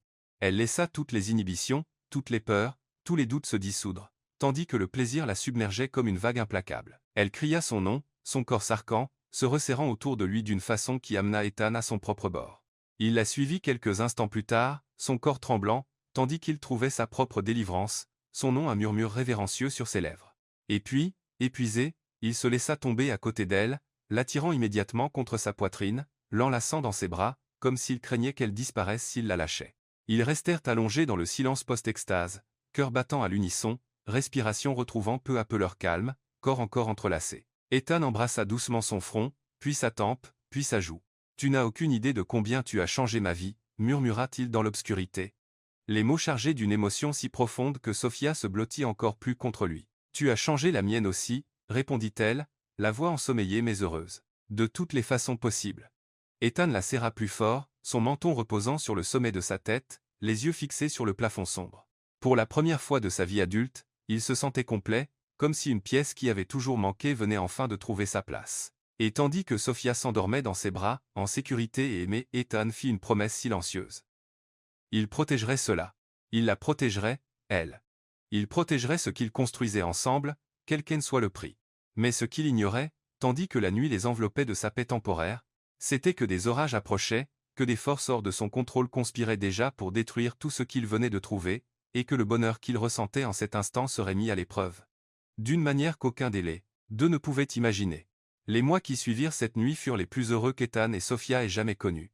Le manoir Harrington, qui avait autrefois ressemblé à un mausolée froid et sans vie, se transforma en quelque chose qui s'approchait d'un vrai foyer. Les matins étaient marqués par des petits déjeuners prolongés où ils parlaient de tout et de rien. Ils échangeaient des regards chargés de complicité et de désirs à peine dissimulés. Les après-midi les trouvaient souvent dans le jardin, où Sophia continuait à cultiver ses fleurs. Tandis qu'Ethan travaillait sur son ordinateur portable à proximité, volant des regards quand il pensait, qu'elle ne remarquait pas bien, qu'elle remarque toujours et sourit, intérieurement. Les nuits leur appartenaient, entièrement. Ils se réfugiaient dans la chambre partagée. Ethan avait déménagé toutes ses affaires dans la chambre principale des semaines plus tôt, et là, dans le sanctuaire qu'ils avaient créé, ils s'exploraient avec une faim qui ne semblait jamais totalement satisfaite. Chaque caresse était une découverte, chaque baiser une révélation, chaque nuit ensemble approfondissait le lien qui grandissait entre eux comme une plante obstinée s'accrochant à la vie. Ce fut un mardi matin, alors que l'automne avait déjà cédé la place à l'hiver, et que les premiers flocons de neige commençaient à tomber sur New York, que Sophia découvrit quelque chose qui allait tout changer. Elle était dans la salle de bain, ressentant une nausée persistante qui la gênait depuis plusieurs semaines. Au début, elle l'avait attribuée au stress, Eleanor était revenue à des visites régulières, toujours chargée de commentaires empoisonnés et de regards désapprobateurs. Mais la nausée ne passait pas, et quand ses règles ne vinrent pas au moment prévu, un soupçon commença à se former dans son esprit. Les mains tremblantes, Sophia fit le test de grossesse qu'elle avait discrètement acheté quelques jours plus tôt. Et pendant les 3 minutes les plus longues de sa vie, son cœur battait si fort qu'elle l'entendait résonner dans ses oreilles. 2 traits, positifs. Elle était enceinte. Sophia se laissa glisser sur le carrelage froid de la salle de bain, des larmes coulant sur son visage. Mais pas de tristesse, de joie, de peur, d'un mélange si complexe d'émotions qu'elle pouvait à peine le traiter. Elle portait l'enfant d'Ethan, une partie de lui qui grandissait en elle, la preuve physique de l'amour qu'ils avaient construit ensemble. Elle devait le lui dire, mais comment, quand? Elle voulait que l'instant soit parfait, spécial, mémorable. Pas juste une annonce banale, mais quelque chose qui capture l'énormité de ce que cela signifiait pour eux deux. Mais le destin, comme cela arrive souvent, avait d'autres plans. Claudia Voss n'avait jamais digéré l'humiliation subie au bal des mois plus tôt. La façon dont Ethan l'avait publiquement et conduite, défendant cette femme insignifiante qu'il avait épousée, brûlait dans sa poitrine comme de l'acide. Claudia avait été l'une des conquêtes d'Ethan des années auparavant, une liaison brève, intense, totalement dépourvue d'émotion de sa part à lui. Mais pour elle, cela avait été différent, elle s'était convaincue qu'elle pouvait être l'exception, la femme qui briserait enfin les barrières d'Ethan Harrington et gagnerait non seulement son corps, mais son cœur. Sophia avait détruit ce rêve, et Claudia n'était pas le genre de femme à pardonner facilement. Ce fut lors d'un dîner d'affaires dans le centre de Manhattan que Claudia trouva son allié improbable, Derek Blackwell, rival de longue date d'Ethan dans le monde des affaires. Derek était tout ce que Ethan n'était pas, superficiellement charmant, manipulateur sans scrupules, et obsédé par l'idée de détruire quiconque menaçait sa position au sommet de la hiérarchie financière. Et Ethan Harrington était exactement ce genre de menace. « Tu sembles frustrée, chère Claudia », commenta Derek en l'observant depuis sa place à la table du restaurant exclusif, un verre de vin rouge à la main. Il était dans la quarantaine, cheveux noirs plaqués en arrière, yeux calculateurs qui ne manquaient jamais un détail. « Et toi tu sembles t'ennuyer, cher Derek », rétorqua-t-elle en faisant tourner son verre de champagne. « Je suppose que nous avons tous les deux nos démons. » Ethan Harrington, demanda-t-il directement, et le nom seul fit raidir Claudia. Entre autres. Derek se pencha en avant, un sourire se formant sur ses lèvres. Et si je te disais qu'il existe un moyen de, disons, rééquilibrer les plateaux? Claudia haussa un sourcil parfaitement dessiné. Je t'écoute. Et ainsi, à une table d'angle dans un restaurant hors de prix, entouré du murmure des conversations des autres clients qui ignoraient le poison qui s'y distillait, Claudia et Derek complotèrent. Le plan était simple dans sa cruauté, créer des preuves d'une liaison. Faire croire à Ethan que Sophia l'avait trompé, que l'enfant qu'elle portait, car Derek avait des contacts et savait déjà pour la grossesse, grâce à un employé indiscret de la clinique, où Sophia avait fait ses examens, n'était pas de lui. Des photographies, suggéra Derek, ses doigts tambourinant sur le verre. Des emails, des SMS, tout soigneusement fabriqués pour paraître authentiques. Et comment comptes-tu obtenir tout ça? Demanda Claudia, bien qu'elle soit déjà mentalement engagée dans le plan. Laisse-moi m'en occuper, répondit Derek avec un sourire qui n'atteignait pas ses yeux. J'ai des ressources. Il fallut 3 semaines pour que le piège soit méticuleusement tendu. Des photographies furent manipulées numériquement, montrant Sophia en prétendu rendez-vous intime avec un homme, en réalité un acteur engagé par Derek, qui n'avait jamais été à moins de 30 mètres d'elle. Des emails furent créés dans de faux comptes avec des conversations qui semblaient intimes, suggérant une relation secrète qui avait commencé avant même le mariage avec Ethan. Derek fut minutieux, chaque détail fut vérifié et revérifié. Les dates collaient, les lieux étaient plausibles. Tout était conçu pour paraître assez réel pour planter le germe du doute. Et une fois planté, Derek savait que l'insécurité propre d'Ethan ferait le reste. Le colis fut envoyé au bureau d'Ethan un jeudi après-midi, une grande enveloppe Kraft, sans adresse de retour, discrètement laissée à la réceptionniste qui la plaça dans la pile du courrier quotidien sans y prêter attention. Quand Ethan ouvrit l'enveloppe seul dans son bureau après le départ de tous les employés, il crut d'abord à une mauvaise blague de goût douteux. Les photographies étalées sur son bureau d'acajou semblaient absurdes. Sophia, sa Sophia, en rendez-vous avec un autre homme. Impossible. Mais ensuite il vit les emails, lut les messages, et quelque chose de froid et de venimeux commença à s'enrouler autour de son cœur. Je ne peux plus cacher ce que je ressens, quand pourrais-je te revoir? Ethan n'a jamais besoin de savoir. C'est juste à nous. Le bébé. Et s'il était de toi? Ethan eut l'impression d'avoir reçu un coup de poing dans l'estomac. Le bébé? Sophia lui avait annoncé la grossesse seulement 2 jours plus tôt, et il avait réagi avec une joie qu'il ne savait même pas être capable de ressentir. Il avait pris son visage entre ses mains, embrassé chaque centimètre de son visage, fait des promesses sur l'avenir qu'ils construiraient ensemble. Et maintenant, ça. Son esprit rationnel hurlait que quelque chose clochait, que Sophia n'était pas capable de ce genre de trahison, qu'elle l'aimait. Il le voyait dans ses yeux, le sentait dans son toucher, l'entendait dans ses mots.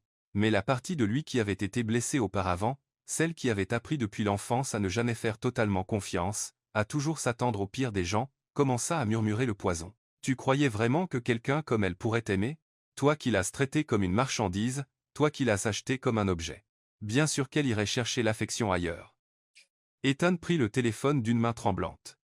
Il appela Marcus, son meilleur ami et avocat, le seul homme en qui il avait une confiance totale. J'ai besoin que tu enquêtes sur quelque chose, dit-il quand Marcus décrocha, la voix étrangement contrôlée malgré la tempête qui faisait rage en lui. Et j'ai besoin de la vérité, peu importe à quel point elle est douloureuse. Pendant qu'Ethan sombrait dans sa spirale de doute et de rage, Sophia était à la maison totalement inconsciente de la bombe qui allait exploser. Elle était dans la cuisine avec Mabel, apprenant à préparer le plat préféré d'Ethan, un ragoût traditionnel que la gouvernante avait perfectionné au fil des années. Sophia riait aux histoires que Mabel racontait sur Ethan enfant, imaginant l'homme sérieux et contrôlé qu'elle connaissait en petit garçon espiègle et curieux. Il volait des cookies avant le dîner, raconta Mabel, les yeux brillants d'affection. Il pensait que personne ne remarquait, mais il laissait toujours des miettes sur son passage. Difficile d'imaginer Ethan négligent sur quoi que ce soit, commenta Sophia en remuant le ragoût dans la casserole, l'odeur riche emplissant la cuisine. Il était différent enfant, plus léger, plus heureux. Mabel s'arrêta, regardant Sophia avec tendresse. Et il redevient ce petit garçon grâce à toi. Sophia rougit, une main allant instinctivement à son ventre encore plat. J'espère pouvoir le rendre heureux, lui et notre bébé. Tu le fais déjà, ma chère. N'importe qui avec des yeux peut le voir. Mais Mabel se trompait. Parce que quand Ethan rentra ce soir-là, il n'y avait aucune joie dans ses yeux. Il n'y avait que du feu froid et une fureur à peine contenue. Sophia était dans le petit salon en train de lire quand elle entendit la porte d'entrée claquer violemment. Elle se leva rapidement, le livre tombant au sol, le cœur battant d'un mauvais pressentiment. Ethan entra dans la pièce comme une tempête, son visage un masque de colère, ses yeux ambrés brûlant d'une intensité qui la fit instinctivement reculer. Ethan, qu'est-ce qui s'est passé? Il jeta l'enveloppe sur la table basse entre eux, les photographies et les emails s'étalant comme des preuves accablantes dans un tribunal. Explique-moi ça, dit-il, la voix basse mais chargée d'une fureur si intense que Sophia trembla. Elle regarda les photos, la confusion cédant à l'horreur en comprenant ce qu'elle voyait. Je ne comprends pas. Qu'est-ce que c'est? Tu ne comprends pas? Ethan rit, mais le son était amer et brisé. Ce sont des photos de toi avec un autre homme, des emails suggérant une liaison, une relation qui précède notre mariage. Ce n'est pas vrai. Sophia hurla, des larmes commençant déjà à couler. Ethan, je ne pourrai jamais, je ne te trahirai jamais. Je t'aime. Aimer, il cracha le mot comme s'il s'agissait de poison. Tu t'attends vraiment à ce que je croie ça après tout ça? S'il te plaît. Sophia s'approcha, tendant les mains. Mais Ethan recula comme si son toucher le brûlait. S'il te plaît, regarde-moi. Tu me connais. Tu sais que je ne ferai jamais ça. Je croyais te connaître, dit-il. Et il y avait une douleur si profonde dans sa voix qu'elle manqua la briser complètement. Mais peut-être que je ne t'ai jamais connu. Peut-être que tout n'était qu'un mensonge depuis le début. Et le bébé, murmura Sophia, sa main allant instinctivement à son ventre. Tu crois vraiment que je mentirais là-dessus? Ethan la regarda, et pour la première fois depuis qu'il était entré, il hésita. Mais ensuite ses yeux retombèrent sur les photos, sur les emails, et le doute empoisonna l'instant d'incertitude. Tu as même mis ça en scène? Demanda-t-il, chaque mot une lame tranchante. Combien vaut ce bébé dans le contrat? Combien penses-tu pouvoir m'extorquer en prétendant qu'il est de moi? Sophia eut l'impression d'avoir été poignardée. La douleur était physique, brûlante dans sa poitrine, lui volant l'air des poumons. Elle chancela en arrière, ses jambes manquant de céder sous elle. Comment peux-tu dire ça? Sanglota-t-elle, les larmes coulant librement désormais. Comment peux-tu penser si peu de moi? Parce que j'ai été un idiot, dit Ethan en lui tournant le dos, les mains serrées en poing. J'ai baissé ma garde. J'ai cru, et c'était mon erreur. Ethan, s'il te plaît, supplia Sophia, la voix brisée. Enquête, découvre la vérité. Ces photos, ces emails, ils ne sont pas réels. Quelqu'un fait ça. Quelqu'un veut nous détruire. Ou peut-être que tu es juste une très bonne actrice, répondit-il, puis il quitta la pièce, montant l'escalier à pas lourds, laissant Sophia s'effondrer sur le sol, sanglotant sans contrôle, une main protectrice sur le ventre où grandissait leur enfant, leur enfant. Cette nuit-là, Sophia fit ses valises, non parce qu'elle voulait partir, mais parce qu'elle savait que rester dans cette maison, dans cet état, serait du poison pour elle et pour le bébé qu'elle portait. Le cœur brisé, elle écrivit un mot court, car les longs mots n'auraient rien changé, je t'aimais. Que Dieu te pardonne. Et avant l'aube, pendant qu'Ethan était enfermé dans le bureau, noyé dans le whisky et un regret qu'il ne pouvait encore nommer, Sophia franchit la porte d'entrée du manoir Harrington pour la dernière fois. Le taxi qui l'amena disparut dans le brouillard matinal, emportant avec lui la seule chose vraiment bonne que Ethan Harrington ait jamais eue. Et il ne s'en rendit même pas compte avant qu'il ne soit trop tard. Les premiers jours après le départ de Sophia s'écoulèrent dans un brouillard dense et suffocant. Ethan se réveillait chaque matin en s'attendant à la voir, dans le jardin, plantant ses fleurs, dans la bibliothèque, perdu dans un livre, dans la cuisine, discutant avec Mabel, en apprenant une nouvelle recette. Mais il ne trouvait que le silence, un silence si lourd, si absolu, qu'il semblait aspirer l'air de ses poumons et écraser sa poitrine d'un poids invisible. Le manoir Harrington redevint ce qu'il avait toujours été avant Sophia, un mausolée froid et sans vie, un monument à la richesse vide et à la solitude aristocratique. Les lustres de cristal reprirent leurs ombres acérées au lieu de la chaleur. Les couloirs résonnaient de chaque pas avec une mélancolie qui semblait le narguer. Et la chambre, cette chambre qui était devenue un sanctuaire partagé, où ils avaient bâti intimité et connexion, n'était plus qu'un douloureux rappel de tout ce qu'il avait détruit. Ethan refusa d'y entrer. Il dormait dans le bureau quand il dormait, ce qui était rare. La plupart des nuits, il les passait affalé dans le fauteuil de cuir, une bouteille de whisky à côté de lui, fixant les photos et les emails qui avaient tout fait exploser. Et plus il regardait, plus quelque chose en lui hurlait qu'il y avait quelque chose de faux. Les photos semblaient artificielles, les angles trop parfaits, trop professionnels. Et les emails, Sophia n'écrirait jamais comme ça. Elle était directe, honnête, incapable de subterfuge. Mais l'orgueil, cet orgueil maudit qu'on lui avait inculqué depuis l'enfance, qui disait qu'une Harrington n'admettait jamais s'être trompée, ne montrait jamais de faiblesse, l'empêchait d'agir sur ses soupçons. Au lieu de cela, il sombra plus profondément dans l'alcool, dans la colère dirigée contre lui-même, dans une culpabilité qui commençait à le corroder comme de l'acide. Ce fut Mabel qui finit par le confronter, la gouvernante avait tout observé en silence pendant la première semaine. Elle avait vu Ethan se détériorer, vu la maison perdre toute la vie que Sophia y avait apportée, et elle ne pouvait plus se taire. Elle entra dans le bureau un mardi après-midi sans frapper, ce qu'elle ne faisait jamais normalement, mais les circonstances désespérées exigeaient des mesures désespérées. Ethan était assis derrière le bureau, les yeux rougis et gonflés, une barbe négligée poussant sur le visage qui était toujours impeccable auparavant. « Il faut que tu manges quelque chose, » dit Mabel en posant un plateau de nourriture sur le bureau. « Je n'ai pas faim, » murmura Ethan sans même la regarder. « Je ne t'ai pas demandé si tu avais faim.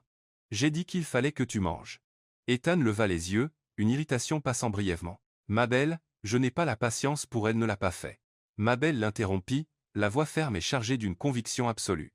Ethan se figea. Quoi? Sophia, elle ne t'a pas trahi. Elle ne mentirait pas sur le bébé. Et tu le sais, au fond de ton cœur stupide et orgueilleux. Tu le sais, tu as vu les preuves, dit-il, mais sa voix sortit faible, sans conviction. Les preuves peuvent être fabriquées, rétorqua Mabel en croisant les bras sur sa poitrine. Mais le caractère d'une personne, ça, on ne peut pas le fabriquer. Je voyais cette fille tous les jours. Je voyais la façon dont elle te regardait, dont elle parlait de toi, comment ses yeux s'illuminaient chaque fois que tu entrais dans une pièce. Ça ne se joue pas, Ethan. Tu ne comprends pas, commença-t-il, mais Mabel le coupa encore. Non, c'est toi qui ne comprends pas. Elle avança, posant ses mains sur le bureau assez fort pour le faire sursauter. Tu n'as pas brisé le cœur d'une arnaqueuse, mon garçon.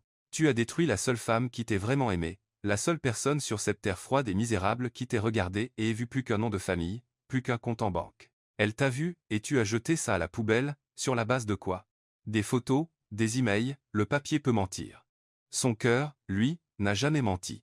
Les mots frappèrent Ethan comme des balles, chacune perçant l'armure qu'il essayait de maintenir. Il ferma les yeux, ses mains se serrant en poing sur le bureau. Si je me suis trompé, murmura-t-il, la voix brisée. Si je me suis trompé, Mabel, j'ai tout détruit. J'ai détruit la seule bonne chose que j'ai jamais eue. Alors découvre la vérité, dit Mabel plus doucement, mais toujours aussi ferme. Arrête de te noyer dans l'auto-apitoiement et bats-toi pour ce que tu as perdu. Si tu l'aimais vraiment, si tu aimes vraiment cet enfant, qu'elle porte alors tu la retrouveras, et tu la supplieras à genoux de te pardonner. Ce fut Marcus qui apporta les réponses dont Ethan avait besoin mais qu'il redoutait de trouver. Marcus enquêtait discrètement depuis qu'Ethan le lui avait demandé.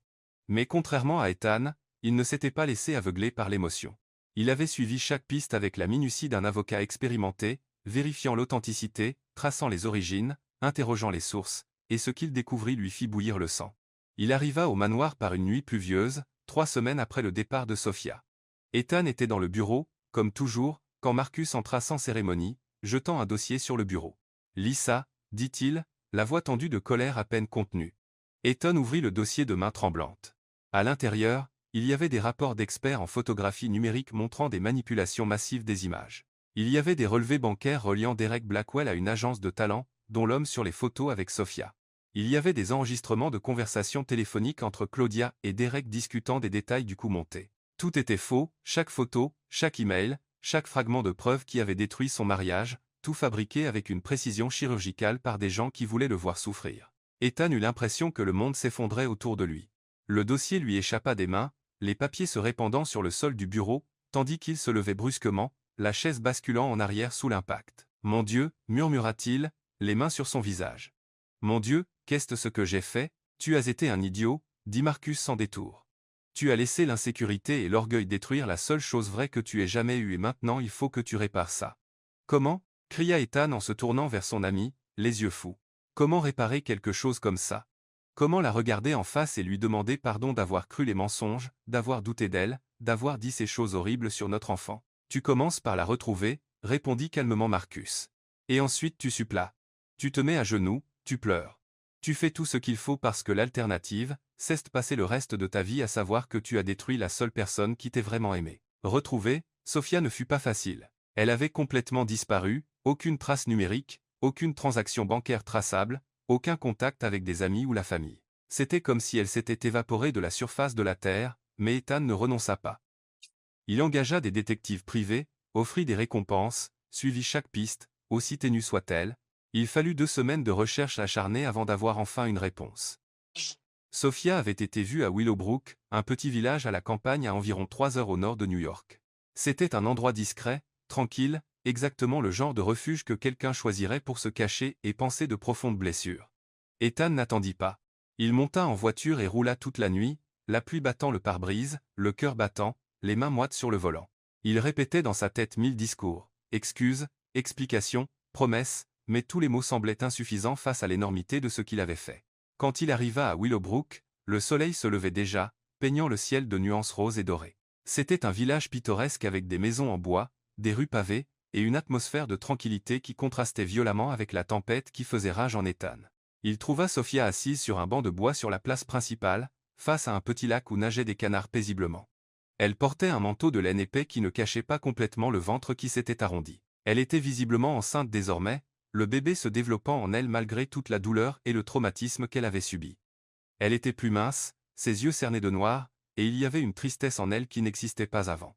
Une tristesse qu'il y avait mise. Mais malgré tout, elle restait la plus belle femme qu'il ait jamais vue. Et l'amour qu'il ressentait pour elle, cet amour qu'il avait essayé de nier, qu'il avait essayé d'étouffer sous la colère et l'orgueil, explosa dans sa poitrine avec une force qui le laissa sans souffle. Il s'approcha lentement, chaque pas lourd de peur et de regret. Sophia leva les yeux au bruit des pas, et quand elle vit qui c'était, son visage blêmit. Elle se leva rapidement, reculant instinctivement d'un pas. « Non, dit-elle, la voix tremblante. Non, Ethan, s'il te plaît, va-te, Sophia. S'il te plaît. » Ethan tendit les mains en un geste de supplication. « S'il te plaît, écoute-moi juste.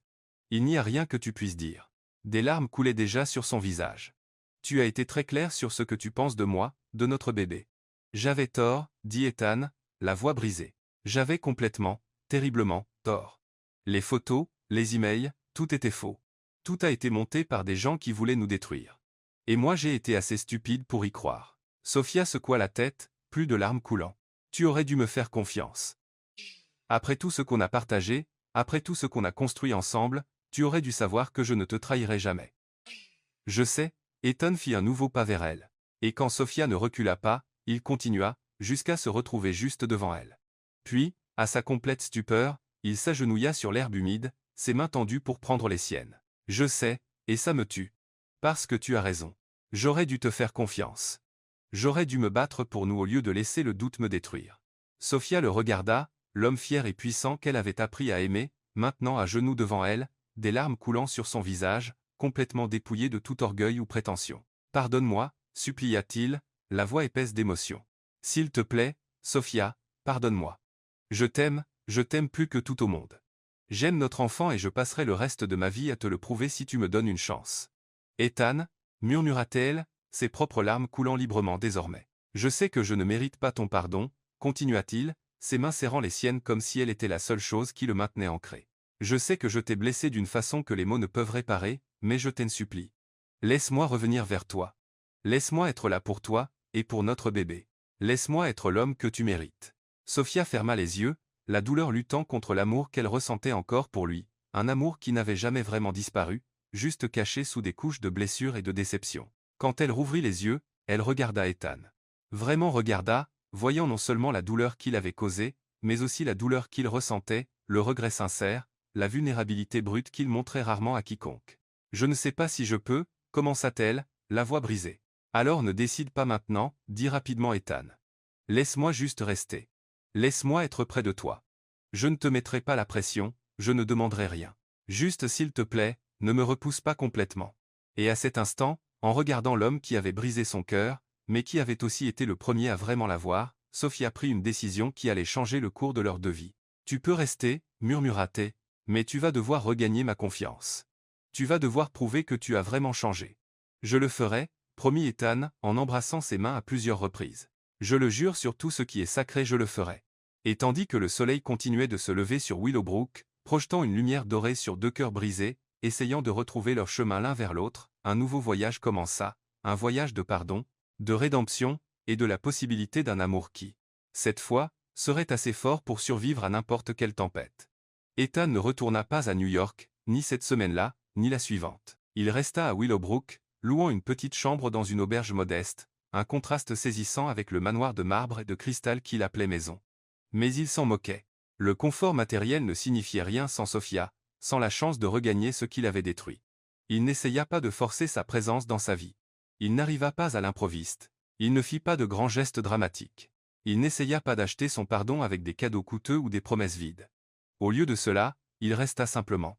Il resta assez près pour qu'elle sache qu'il était là, mais assez loin pour lui laisser l'espace dont elle avait besoin pour guérir. Chaque matin, Ethan se levait tôt et marchait jusqu'à la petite maison que Sophia avait louée au bord du lac. Il ne frappait pas à la porte. Il laissait simplement quelque chose sur le porche, des fleurs fraîches achetées à la seule fleuriste du village. Parfois un café préparé exactement comme elle l'aimait. D'autres fois un panier de fruits du marché local. Et toujours un mot écrit à la main. Jamais long, jamais mélodramatique, juste vrai. « Bonjour, j'espère que toi et notre bébé allez bien. Je suis là si tu as besoin de moi, toujours. Oh, les tulipes violettes refleurissent, ça m'a fait penser à toi. Oh, j'ai fait tellement d'erreurs, mais t'aimer n'a jamais été une. » Sophia lisait chaque mot, elle les gardait dans une boîte à chaussures qu'elle cachait dans le placard, bien qu'elle ne soit pas tout à fait sûre pourquoi. Peut-être parce que malgré la douleur, une partie d'elle voulait encore y croire, voulait encore que ce soit réel. Ce fut un dimanche après-midi, 2 semaines après l'arrivée d'Ethan, que Sophia céda enfin. Elle était au supermarché local en train d'acheter des provisions quand elle ressentit une douleur aiguë dans le bas du dos. Elle s'arrêta au milieu de l'allée, s'appuyant sur le chariot, respirant profondément en attendant que la douleur passe. La grossesse avançait, elle était déjà au 7e mois, et son corps commençait à ressentir le poids. Quand elle sortit du supermarché, les bras chargés de sacs lourds, Ethan était là. Elle ne savait pas comment il avait su où elle était, mais il était là, appuyé contre sa voiture de location, les yeux fixés sur elle avec un mélange d'inquiétude et d'hésitation. « Laisse-moi t'aider », dit-il en faisant un pas en avant. Sophia hésita. Chaque fibre de son orgueil hurlait de refuser, de maintenir les barrières. Mais elle était fatiguée, si fatiguée, et les sacs étaient lourds, et son dos lui faisait mal, et le bébé en elle semblait faire des acrobaties. « D'accord », murmura-t-elle, le laissant prendre les sacs. Ethan porta les provisions jusqu'à sa maison, un silence tendu mais pas inconfortable entre eux. Quand ils arrivèrent, il rangea tout dans la cuisine et se tourna pour partir, lui laissant de l'espace comme il le faisait toujours. Mais alors Sophia fit quelque chose qui les surprit tous les deux. « Veux-tu rester prendre le thé » demanda-t-elle, la voix basse et hésitante. Ethan se figea, se tournant lentement vers elle. Il y avait de l'espoir dans ses yeux, un espoir prudent, fragile, comme s'il craignait qu'un mouvement brusque ne brise cet instant. « Avec plaisir » répondit-il doucement. Et ainsi pour la première fois en plusieurs semaines, ils s'assirent ensemble à la petite table de cuisine de Sophia, buvant du thé et mangeant des biscuits faits maison qu'elle avait préparés la veille au soir. La conversation commença prudemment, des commentaires sur le temps, sur le village, sur des banalités qui ne demandaient pas de vulnérabilité. Mais petit à petit, tandis que le thé refroidissait dans leur tasse et que le soleil commençait à se coucher à l'horizon, la conversation s'approfondit. « Comment te sens-tu » demanda Ethan, ses yeux descendant vers son ventre. Fatiguée, Sophia admit, une main allant instinctivement caresser le renflement où grandissait le bébé. Il est très actif ces derniers temps. Il donne des coups toute la nuit. Il, répéta Ethan, la voix devenant rauque. C'est un garçon. Sophia hocha la tête, un petit sourire touchant ses lèvres pour la première fois depuis son arrivée. Oui, un garçon. Ethan ferma les yeux un instant, assimilant l'information. Un fils, il allait avoir un fils.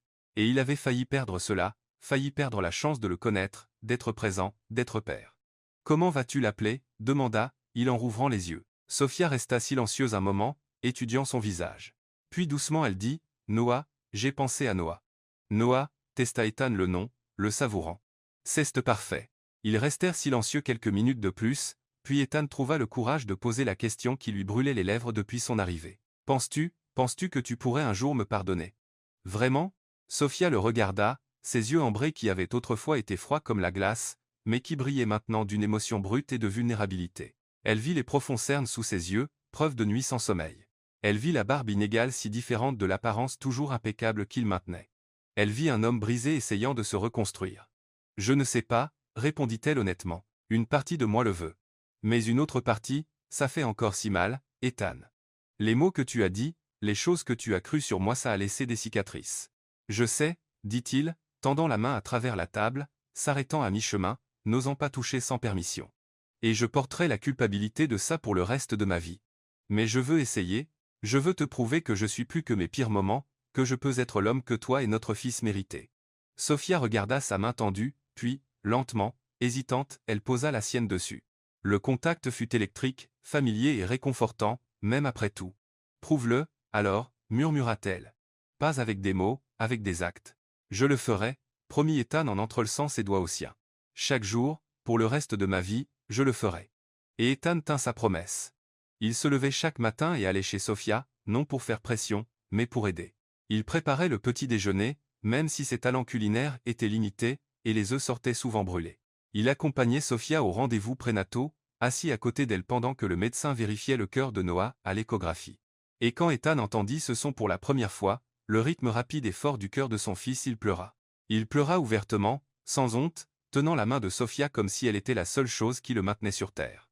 Il réparait les choses dans la maison qui étaient cassées, un robinet qui goûtait, une charnière de porte desserrée, une marche du porche qui grinçait. Il lui lisait le soir, assis dans un fauteuil à côté pendant qu'elle était allongée sur le canapé, les pieds gonflés posés sur des coussins. Il lisait les mêmes livres qu'elle aimait, et ils discutaient des histoires, débattaient sur les personnages, riaient ensemble pour la première fois en des mois.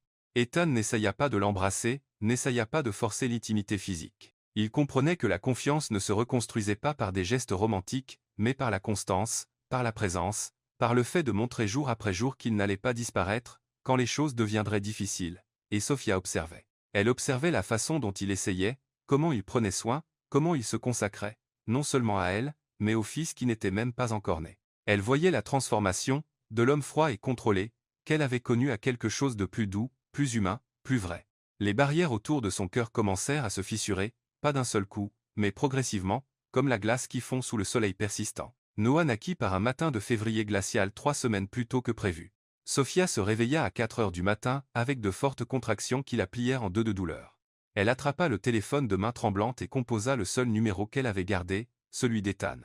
Il répondit à la première sonnerie, la voix alerte malgré l'heure. Sophia, ça y est, parvint-elle à dire entre deux respirations laborieuses. Le bébé arrive. J'arrive, dit Ethan, et elle entendit le bruit des clés, d'une porte qui claque. Tiens bon, mon amour. J'arrive. Il fut là en 10 minutes, il avait dû battre tous les records de vitesse, et la trouva assise au bord du lit, le visage pâle de douleur mais déterminé. Il l'aida à se lever, la guida jusqu'à la voiture, et conduisit jusqu'au petit hôpital de Willowbrook, le cœur battant si fort qu'il pensait qu'il allait exploser. L'accouchement dura 6 heures de douleur, de peur, de Sophia serrant la main d'Ethan si fort que ses doigts blanchirent. Il ne quitta pas son chevet une seconde. Il essuya la sueur de son front, murmura des mots d'encouragement, respira avec elle à chaque contraction, et quand enfin, le cri aigu d'un nouveau-né emplit la pièce, Ethan eut l'impression que son cœur explosait et se reconstruisait simultanément.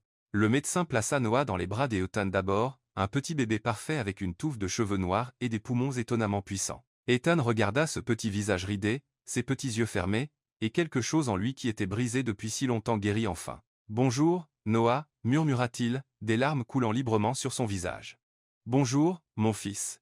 Ton papa est là, et je te promets que je vous protégerai, toi et ta maman, pour toujours. » Il se tourna vers Sophia, qui était allongée sur le lit épuisée mais rayonnante, les regardant, père et fils, les larmes aux yeux. Ethan s'approcha d'elle, avec précaution, plaçant Noah dans ses bras, puis s'agenouilla à côté du lit. « Merci, dit-il, la voix brisée par l'émotion. Merci de ne pas avoir abandonné, d'avoir donné naissance à notre fils. De m'avoir donné une seconde chance que je ne mérite pas. » Sophia le regarda, l'homme qui avait brisé son cœur, mais qui pleurait maintenant de joie en tenant leur fils et sentit la dernière parcelle de glace autour de son cœur fondre complètement. « Ethan, murmura-t-elle, une main libre tendue pour toucher son visage. Je te pardonne. Je te pardonne vraiment. » Et puis elle l'attira à elle, et leurs lèvres se rencontrèrent dans un baiser doux salé des larmes, plein de promesses et de secondes chances, et d'un amour qui avait survécu au pire et en était ressorti plus fort. 6 mois plus tard, le manoir Harrington était méconnaissable.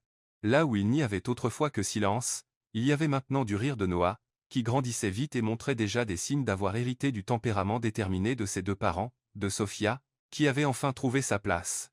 Non seulement dans le manoir, mais dans le cœur de la famille Harrington, et d'Ethan, qui avait découvert que rire, ressentir, aimer n'était pas une faiblesse, mais la plus grande force qu'un homme puisse avoir. Le jardin que Sophia avait commencé à planter des mois plus tôt fleurissait maintenant de couleurs vibrantes, tulipes violettes, roses rouges, marguerites blanches. La bibliothèque n'était plus un refuge solitaire, mais un espace partagé où ils lisaient ensemble pendant que Noah dormait dans son berceau tout près. La cuisine sentait les gâteaux et les ragoûts faits maison que Sophia préparait, avec l'aide enthousiaste de Mabel, qui ne se lassait pas de remercier le ciel d'avoir retrouvé son garçon. L'Ethan, qu'elle avait toujours su exister sous toutes ces couches de glace. Claudia et Derek payèrent le prix de leurs actes. Marcus s'en était assuré, déposant des plaintes pour diffamation, manipulation et complot.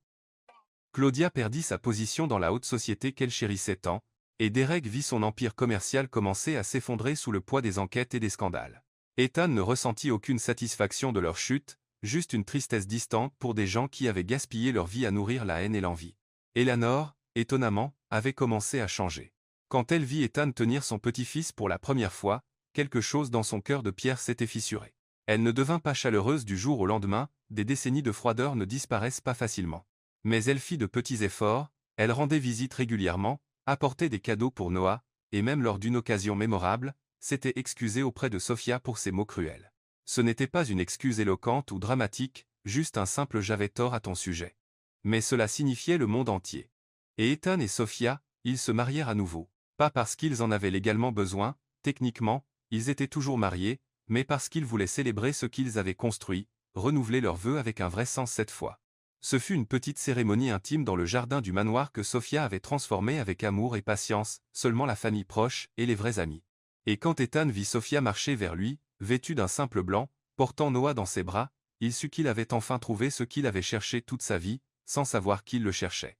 Pas la richesse, pas le pouvoir, pas le contrôle, mais un foyer, une famille, l'amour. Cette nuit-là, après le départ des invités, et que Noah dormait paisiblement dans son berceau, Ethan et Sophia se tenaient sur le porche, regardant les étoiles. « Es-tu heureux » demanda Ethan, en l'attirant plus près, son bras autour de sa taille.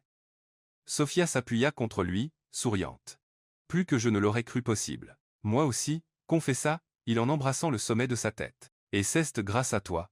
Tu m'as sauvé, Sophia, de moi-même, de ma solitude, d'une vie vide dont je ne réalisais même pas à quel point elle l'était. Nous nous sommes sauvés mutuellement, le corrigea-t-elle doucement. Parce que le véritable amour n'est pas la perfection, Ethan. C'est le pardon. C'est se choisir l'un l'autre jour après jour, même quand c'est difficile, surtout quand c'est difficile. » Ethan la tourna dans ses bras, plongeant profondément dans ses yeux. « Je te choisis chaque jour, pour toujours. Je te choisis. Et je te choisis, » répondit Sophia en se hissant sur la pointe des pieds pour l'embrasser. Et tandis qu'ils s'embrassaient sous les étoiles dans le manoir qui était enfin devenu un vrai foyer, une chose devint claire. L'amour qui était né de la douleur grandit dans la confiance et éclot dans le pardon était indestructible. Parce que quand deux personnes brisées se rencontrent et choisissent de guérir ensemble, elles créent quelque chose de plus fort qu'aucun des deux n'aurait pu l'être seul. Elles créent une famille, un foyer, un avenir. Et cela au final, était tout ce qui comptait vraiment. Au final, Ethan et Sophia découvrirent que le véritable amour ne naît pas de la perfection, mais du pardon. Que les cœurs les plus forts sont ceux qui se brisent et choisissent de se reconstruire ensemble. Il apprit que le contrôle n'est pas le pouvoir, la vulnérabilité l'est. Elle découvrit que sa force n'avait jamais résidé dans le fait de se protéger, mais dans le fait de se permettre d'aimer, même dans la peur. Et Noah y naquit de la tempête, mais grandit entouré de la lumière qui n'existe que quand deux âmes décident de se battre l'une pour l'autre, peu importe combien de fois il faut recommencer. Après tout, n'est-ce pas exactement ce que nous cherchons tous? Quelqu'un qui nous choisisse, même quand nous ne le méritons pas.